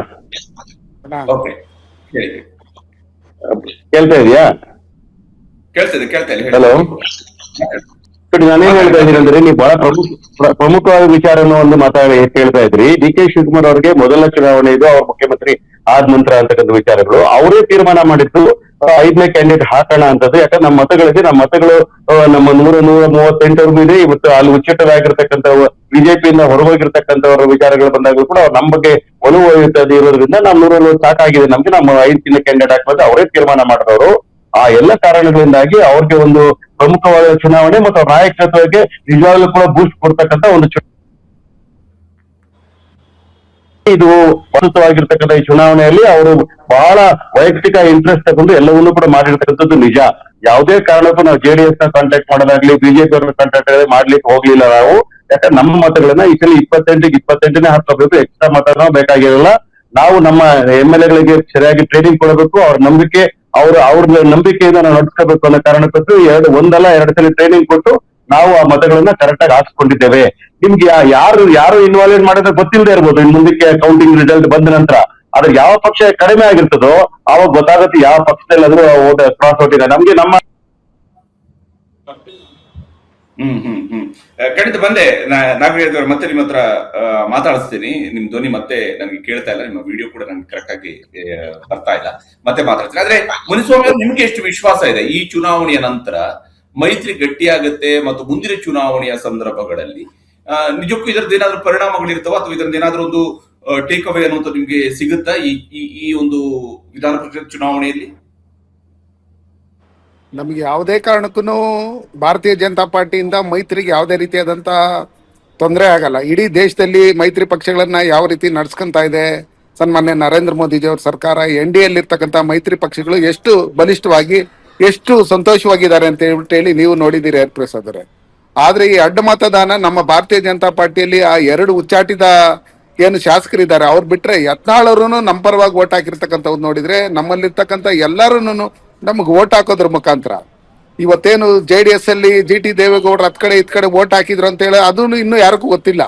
ಹಂಗಿರ್ತಕ್ಕಂಥ ಸಂದರ್ಭದಲ್ಲಿ ನಮ್ಮ ಕರ್ನಾಟಕ ರಾಜ್ಯದಲ್ಲಿ ಕಾಂಗ್ರೆಸ್ನ ಜನ ತಿರಸ್ಕಾರ ಮಾಡಿರೋದ್ರಿಂದ ಕಾಂಗ್ರೆಸ್ ಜೊತೆಯಲ್ಲಿ ಹೋದ್ರೆ ಬೇರೆ ಬೇರೆ ರಾಜ್ಯಗಳಿಗೆ ಹೋಲಿಸಿದಾಗ ಯಾವ ರೀತಿ ಆಗಿದೆ ಅಂತ ಹೇಳಿ ನೋಡಿರ್ತಕ್ಕಂಥ ಸಂದರ್ಭದಲ್ಲಿ ಯಾವುದೇ ಒಂದು ರಾಜಕೀಯ ಪಾರ್ಟಿ ಚುನಾವಣೆಯಲ್ಲಿ ಗೆದ್ದ ನಂತರ 2 ವರ್ಷ 3 ವರ್ಷ 4 ವರ್ಷ ಆದ್ಮೇಲೆ ಅವ್ರ ವಿರುದ್ಧವಾದಂತ ಜನರ ಆಕ್ರೋಶ ಶುರು ಆಗುತ್ತೆ. ಆದ್ರೆ ಈ ಕಾಂಗ್ರೆಸ್ ಪಾರ್ಟಿ ಕರ್ನಾಟಕ ರಾಜ್ಯದಲ್ಲಿ ಅಧಿಕಾರಕ್ಕೆ ಬಂದು ಮೊದಲೇ 2-3 ತಿಂಗಳಿಂದನೂ ಇವ್ರ ವಿರುದ್ಧವಾದಂತ ಅಲೆ ಇವತ್ತು ಜನ ಎದ್ದಿರೋದ್ರಿಂದ ಇವತ್ತು ನಾವು ಸಾರ್ವಜನಿಕ ಚುನಾವಣೆಗೆ ನಾವು ಹೋದಂತ ಸಂದರ್ಭದಲ್ಲಿ ನಮ್ಮ NDA ಮಿತ್ರ ಕೂಡ JDS ಮತ್ತೆ ಬಿಜೆಪಿ ಒಟ್ಟಿಗೆ ಸೇರಿ 150ಕ್ಕೂ ಸೀಟ್ಗಳನ್ನ ಗೆಲ್ಲೋದ್ರ ಮುಖಾಂತರ ಇಲ್ಲಿ ಭಾರತೀಯ ಜನತಾ ಪಾರ್ಟಿ ಮತ್ತೆ JDS ಒಟ್ಟಿಗೆ ಸೇರಿ ಕೆಲಸ ಮಾಡ್ತಾ ಇದೆ. ಇವತ್ತು ಸನ್ಮಾನ್ಯ ನರೇಂದ್ರ ಮೋದಿಜಿ ಅವರು ಕುಮಾರಣ್ಣವ್ರನ್ನಾಗ್ಲಿ, JDS ಅಲ್ಲಿ ಇರ್ತಕ್ಕಂಥ ನಮ್ಮ ವರಿಷ್ಠರಾದಂತ ದೇವೇಗೌಡರ ಅಪ್ಪಾಜಿ ಅವ್ರನ್ನಾಗ್ಲಿ ಯಾವ ರೀತಿ ನಡ್ಸ್ಕೊಂತ ಇದೆ, ಯಾವ ರೀತಿ ನಮ್ಮಲ್ಲಿ ಸಣ್ಣ ಪುಟ್ಟ ಭಿನ್ನಾಭಿಪ್ರಾಯನೂ ಇಲ್ಲ. ಹಂಗಿರ್ತಕ್ಕಂಥ ಸಂದರ್ಭದಲ್ಲಿ ನಮ್ಮನ್ನ ಒಡೆಯುವಂತ ಕೆಲಸಗಳನ್ನ ರಾಜಕೀಯ ಇದೆ, ಇವ್ರ ಅಧಿಕಾರ ದುರುಪಯೋಗ ಪಡಿಸ್ಕೊಂಡು ಹಣಬಲ ತೋಳ್ಬಲ ಪ್ರತಿಯೊಂದನ್ನು ನೋಡ್ಸ್ಕೊಂಡು ಇವ್ರು ಯಾವ ರೀತಿ 5ನೇ ಅಭ್ಯರ್ಥಿಯನ್ನ ಹಾಕಿ ಇವರು ಕುದುರೆ ವ್ಯಾಪಾರಕ್ಕೆ ಶುರು ಮಾಡಿದ್ರು ಆಗ ಇಲ್ಲಿ ಸಣ್ಣ ಪುಟ್ಟ ವ್ಯತ್ಯಾಸಗಳಾಗ್ತಾ ಇದೆ ಅಂತೇಳಿ ಇವತ್ತು ನಾವು ಕೇಳ್ಪಡ್ತಾ ಇರ್ತಕ್ಕಂಥದ್ದು ನಾವು ಕೇಳಿದ್ರಿ. ಅದ್ ಬಿಟ್ರೆ ನಮ್ಮಲ್ಲಿ DMK ಮೋಸ ಮಾಡ್ದಂಗೆ ಕಾಂಗ್ರೆಸ್ ಅವ್ರು ಯಾವ ರೀತಿ ಮೋಸ ಮಾಡಿದ್ರು ತಮಿಳ್ನಾಡಲ್ಲಿ ಆ ಥರ ನಾವು ಮಾಡಿಲ್ಲ. ಚುನಾವಣಾ ಫಲಿತಾಂಶ ಬರೋವರೆಗೂ ಮಮತಾ ಬ್ಯಾನರ್ಜಿನ ಯಾವ ರೀತಿ ಕಾಂಗ್ರೆಸ್ ಅವರು ಬಿಜೆಪಿಯ B ಟೀಮ್ ಅಂತ ಹೇಳಿ ಬೈತಾ ಇದ್ರು ಅದನ್ನೆಲ್ಲ ನೀವು ನೋಡಿದಿರಿ. ಎಷ್ಟು ಜನ ಮಿತ್ರ ಪಕ್ಷಗಳಿಗೆ ಇವರು ಅವರ INDA ಮಿತ್ರಕೂಟದಲ್ಲಿ ಮೋಸ ಮಾಡಿದ್ದಾರೆ ಅನ್ನೋದು ಗೊತ್ತಿರೋಂಥ ಸಂದರ್ಭದಲ್ಲಿ ನರೇಂದ್ರ ಮೋದಿಜಿ ಅವರಿಂದ ಭಾರತೀಯ ಜನತಾ ಪಾರ್ಟಿಯಿಂದ NDA ಮಿತ್ರ ಪಕ್ಷಗಳಿಗೆ ಯಾವುದೇ ರೀತಿಯಾದಂಥ ತೊಂದರೆ ಆಗಲ್ಲ. ನಾವೆಲ್ಲ ಭದ್ರವಾಗಿರ್ತೀರಿ. ಮುಂದಿನ ದಿನಗಳಲ್ಲಿ ಕರ್ನಾಟಕ ರಾಜ್ಯದಲ್ಲಿ NDA ಸರ್ಕಾರ ಬಿಜೆಪಿ JDS ಮಿತ್ರಕೂಟದಲ್ಲಿ ಸರ್ಕಾರ ಅಧಿಕಾರಕ್ಕೆ ಬಂದು ಜನಗಳು ಇವತ್ತೇನು ರೋಸಿದ್ದಾರೆ ಅವ್ರಿಗೆ ಒಳ್ಳೆ ಆಡಳಿತ ಕೊಡುವಂತ ನಿಟ್ಟಿನಲ್ಲಿ ನಾವು ಕೆಲಸ ಮಾಡ್ತೀವಿ. ಓಕೆ ಮುನಿಸ್ವಾಮಿ, ಅಶ್ವಿನಿ ಅವರೇ, ತಮ್ಮ ಪ್ರಕಾರ ಎಷ್ಟು ಮಟ್ಟಿಗೆ ಈಗ ಒಂದು ಶಾಸಕರು ಇದ್ ಮಾಡ್ತಾರೆ, ನಿಮ್ಮ ಈಗಿನ ಪರಿಸ್ಥಿತಿಯಲ್ಲಿ ನೇರವಾಗಿ ವಿಧಾನ ಪರಿಷತ್ಗೆ ಒಂದು ಸ್ಥಾನವನ್ನು ಗೆಲ್ಲುವಂತದ್ದು ಕಷ್ಟ ಇದ್ದೇ ಇದೆ. ಆದ್ರೂ ನಿಮ್ಮ ಒಂದು ಮೈತ್ರಿಯಿಂದ ಒಂದು ಅಭ್ಯರ್ಥಿನ ಹಾಕಿದ್ರಿ, JDS ನವರು ಒಬ್ಬರು ಅಭ್ಯರ್ಥಿನ ಹಾಕಿದ್ರೆ ಗೆಲ್ಲಬಹುದು ಸೋಲಬಹುದು ಅದು ಬೇರೆ ವಿಚಾರ. ಆದ್ರೆ ಈ ಚುನಾವಣೆಯ ಹಂತದಲ್ಲಿನೇ ನಿಮಗೆ ಮುಂದಿನ ಭವಿಷ್ಯ ಯಾವ ಸ್ವರೂಪದಲ್ಲಿ ಕಾಣ್ತಾ ಇದೆ, ಯಾವ ಸ್ವರೂಪದಲ್ಲಿ ನೀವು ನಿರೀಕ್ಷೆ ಇಟ್ಟುಕೊಂಡಿದ್ದೀರಿ, ಬಿಜೆಪಿ ಜೊತೆಗೆ ಇರುವಂತಹ ಮೈತ್ರಿ ಹೇಗೆ ಲಾಭವನ್ನ JDSಗೆ ತಂದು ಕೊಡುತ್ತೆ ಅಂತ ಹೇಳಿ?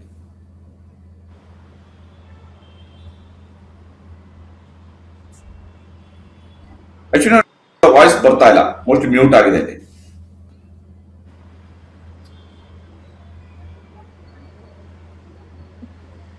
ಇಲ್ಲ ವಾಯ್ಸ್ ಕೇಳ್ತಾ ಇಲ್ಲ ನಂದು. ನಾಗರಾಜ್ ಅವರೇ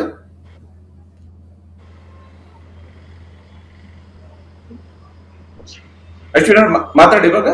ಇಲ್ಲ ಬರ್ತಾ ಇಲ್ಲ, ನಿಮ್ಮ ವಾಯ್ಸ್ ಬರ್ತಾ ಇಲ್ಲ. ವಿಡಿಯೋ ಮಾತ್ರ ಕರೆಕ್ಟ್ ಆಗಿ ಸಿಗ್ತಾ ಇದೆ ನಮ್ಗೆ, ಇಲ್ಲಿ ವಾಯ್ಸ್ ಬರ್ತಾ ಇಲ್ಲ ನಿಮ್ಮ ಕಡೆಯಿಂದ. ಇಲ್ಲಿ ಬಹಳ ಮುಖ್ಯವಾಗಿ ಚುನಾವಣೆಯ ಸಂದರ್ಭದಲ್ಲಿ ನಾವು ನೋಡ್ತಾ ಇರುವಂತದ್ದು ವಿಧಾನ ಪರಿಷತ್ಗೆ ನಡೀತಿರುವಂತಹ ಚುನಾವಣೆ ಆಗಿರೋದ್ರಿಂದ, ನಡೆದಿರುವಂತಹ ಚುನಾವಣೆ ಇದು MLA-ಗಳಿಂದ MLC ಆಯ್ಕೆ ನೇರವಾಗಿ ಇದು ಜನರ ಮೇಲೆ ಅಥವಾ ಆಡಳಿತದ ಮೇಲೆ ಯಾವುದೋ ರೀತಿಯಂತ ಪರಿಣಾಮವನ್ನು ಬೀರ್ಬಿಡುತ್ತೆ. ರಾಜ್ಯದಲ್ಲಿ ನಾಳೆ ಬೆಳಿಗ್ಗೆನೆ ಇವತ್ತಿನ ಫಲಿತಾಂಶದ ಆಧಾರದ ಮೇಲೆ ನಾಳೆ ಬೆಳಗ್ಗೆನೆ ರಾಜ್ಯದ ರಾಜಕೀಯ ಸಂಪೂರ್ಣವಾಗಿ ಬದಲಾಗುತ್ತೆ, ಅಥವಾ ಇದೇನೋ ಜನ ಏನೋ ಬಯಸಿದ್ದಾರೆ ಅನ್ನೋ ರೀತಿಯಲ್ಲಿ ಇರೋದಿಲ್ಲ. ಯಾಕಂದ್ರೆ ಇದು ಆಯಾ ಪಕ್ಷಗಳು 2023 ಚುನಾವಣೆಯಲ್ಲಿ ಗೆದ್ದು ಬಂದಿರತಕ್ಕಂಥ ಸೀಟ್ಗಳ ಆಧಾರದ ಮೇಲೆ ನಡೀತಾ ಇರುವಂತಹ ಚುನಾವಣೆ ಆಗಿರೋದ್ರಿಂದಾಗಿ ಇದು ನೇರವಾದಂತಹ ರಾಜಕೀಯ ಪರಿಣಾಮ ಇರುತ್ತಿಲ್ಲ. ಆದ್ರೆ ಒಂದು ಸಹಜವಾಗಿ ಒಂದು ಅಂಶ ಇರುತ್ತೆ, ಅದೇನಂದ್ರೆ ರಾಜಕೀಯ ನಾಯಕರುಗಳ ನಾಯಕತ್ವದ ಪರೀಕ್ಷೆ ಇಲ್ಲಿ ನಡೀತಾ ಇರುತ್ತೆ. ಆಯಾ ಪಕ್ಷಗಳ ನಾಯಕರುಗಳು ಎಷ್ಟರ ಮಟ್ಟಿಗೆ ತಮ್ಮ ಶಾಸಕರ ವಿಶ್ವಾಸವನ್ನು ಉಳಿಸ್ಕೊಂಡಿದ್ದಾರೆ, ಎಷ್ಟರ ಮಟ್ಟಿಗೆ ತಮ್ಮ ಎದುರಾಳಿಯ ವಿರುದ್ಧ ತಮ್ಮ ಸ್ಟ್ರಾಟಜಿಯನ್ನ ಮಾಡಿ ತೋರಿಸಿದ್ದಾರೆ ಅನ್ನೋದು ಬಹಳ ಮುಖ್ಯವಾಗಿ ಆ ಒಂದು ಮೆಸೇಜ್ ಅಂತೂ ಸಾಮಾನ್ಯ ಜನರಿಗೆ ಇದರಲ್ಲಿ ಹೋಗ್ತಾ ಇರ್ತಾರೆ. ಅಶ್ವಿನ್ ಅವರೇ, ತಮ್ಮ ಪ್ರಕಾರ ಮುಂದಿನ ಚುನಾವಣೆಯ ದೃಷ್ಟಿಯಿಂದ ಏನು ನಿರೀಕ್ಷೆ ಇಟ್ಕೊಂಡಿದ್ದೀರಿ? ಇಲ್ಲ, ನಿಮ್ಮ ವಾಯ್ಸ್ ಈಗಲೂ ಕೂಡ ಬರ್ತಾ ಇಲ್ಲ ಅಶ್ವಿನ್ ಅವರೇ. ಧನ್ಯವಾದ. ಕಾರ್ಯಕ್ರಮದಲ್ಲಿ ಜಾಯ್ನ್ ಆಗಿ ತಮ್ಮ ಅಭಿಪ್ರಾಯಗಳನ್ನು ಶೇರ್ ಮಾಡ್ಕೊಳ್ಳೋದಕ್ಕೆ ಸಾರಿ, ಅದು ಕನೆಕ್ಟ್ ಮಾಡೋದಕ್ಕೆ ಸಾಧ್ಯ ಆಗ್ತಿಲ್ಲ. ಮುನಿಸ್ವಾಮಿ ಧನ್ಯವಾದ ನಮ್ಮ ಜೊತೆಗೆ ಜಾಯ್ನ್ ಆಗಿ ತಮ್ಮ ಅಭಿಪ್ರಾಯಗಳನ್ನ ಶೇರ್ ಮಾಡ್ಕೊಳ್ಳೋದಕ್ಕಾಗಿ. ಹಾಗೆ ನಾಗರಾಜ್ ಅವರೇ ತಮಗೂ ಕೂಡ ಧನ್ಯವಾದ ಕಾರ್ಯಕ್ರಮದಲ್ಲಿ ಜಾಯ್ನ್ ಆಗಿದ್ದಕ್ಕಾಗಿ. ಬಹಳಷ್ಟು ವಿಚಾರಗಳ ಬಗ್ಗೆ ಈ ಬಾರಿಯ ಚುನಾವಣೆ ಪರಿಣಾಮಗಳನ್ನ ಬೀರುತ್ತೆ ಅಂತ ಹೇಳಿ. ಆದ್ರೆ ಈ ಚುನಾವಣೆ ಸಹಜವಾಗಿನೇ ಈ ಬಾರಿಯ ಚುನಾವಣೆಯಲ್ಲಿ ಕಾಂಗ್ರೆಸ್ 5-5 ಗೆಲ್ಲುವ ವಿಶ್ವಾಸದಲ್ಲಿದೆ. ಫಲಿತಾಂಶ ಇನ್ನಷ್ಟೇ ಬರಬೇಕು. JDS ಎಲ್ಲೋ ಒಂದು ಕಡೆ ತನ್ನ ಸ್ಟ್ರಾಟಜಿ ಕಂಪ್ಲೀಟ್ ಆಗಿ ವರ್ಕ್ ಆದಂತೆ ಕಾಣಲಿಲ್ಲ. JDS ನ ಪಾಲಿಗೆ ಅವರು 24 ಅಥವಾ 25 ಮತಗಳ ನಿರೀಕ್ಷೆಯಲ್ಲಿದ್ರು, ಅಷ್ಟು ಮತಗಳು ಕೂಡ ಅವರ ಕಡೆಗೆ ಟ್ರಾನ್ಸ್ಫರ್ ಆದಂಗೆ ಕಾಣ್ತಾ ಇಲ್ಲ. ಯಾಕಂದ್ರೆ ಬಿಜೆಪಿ ತನ್ನ ಅಭ್ಯರ್ಥಿಗಳಿಗೆ 30 ಮತಗಳನ್ನ ಟ್ರಾನ್ಸ್ಫರ್ ಮಾಡ್ಕೊಂಡ ಕಾರಣದಿಂದಾಗಿ ಕೇವಲ 4 ಹೆಚ್ಚುವರಿ ಮತಗಳು ಬಂದಿದ್ರಿಂದಾಗಿ ಕೇವಲ 22ಕ್ಕೆ ಅದು ಸೀಮಿತ ಆಗ್ಬಹುದು. ಹೀಗಾಗಿ ಈ ಫಲಿತಾಂಶ ಅಂತಿಮವಾಗಿ ಏನಾಗುತ್ತೆ ಅನ್ನೋದನ್ನ ಕುತೂಹಲದಿಂದ ನೋಡ್ಬೇಕಾಗಿದೆ. ನಮಸ್ಕಾರ.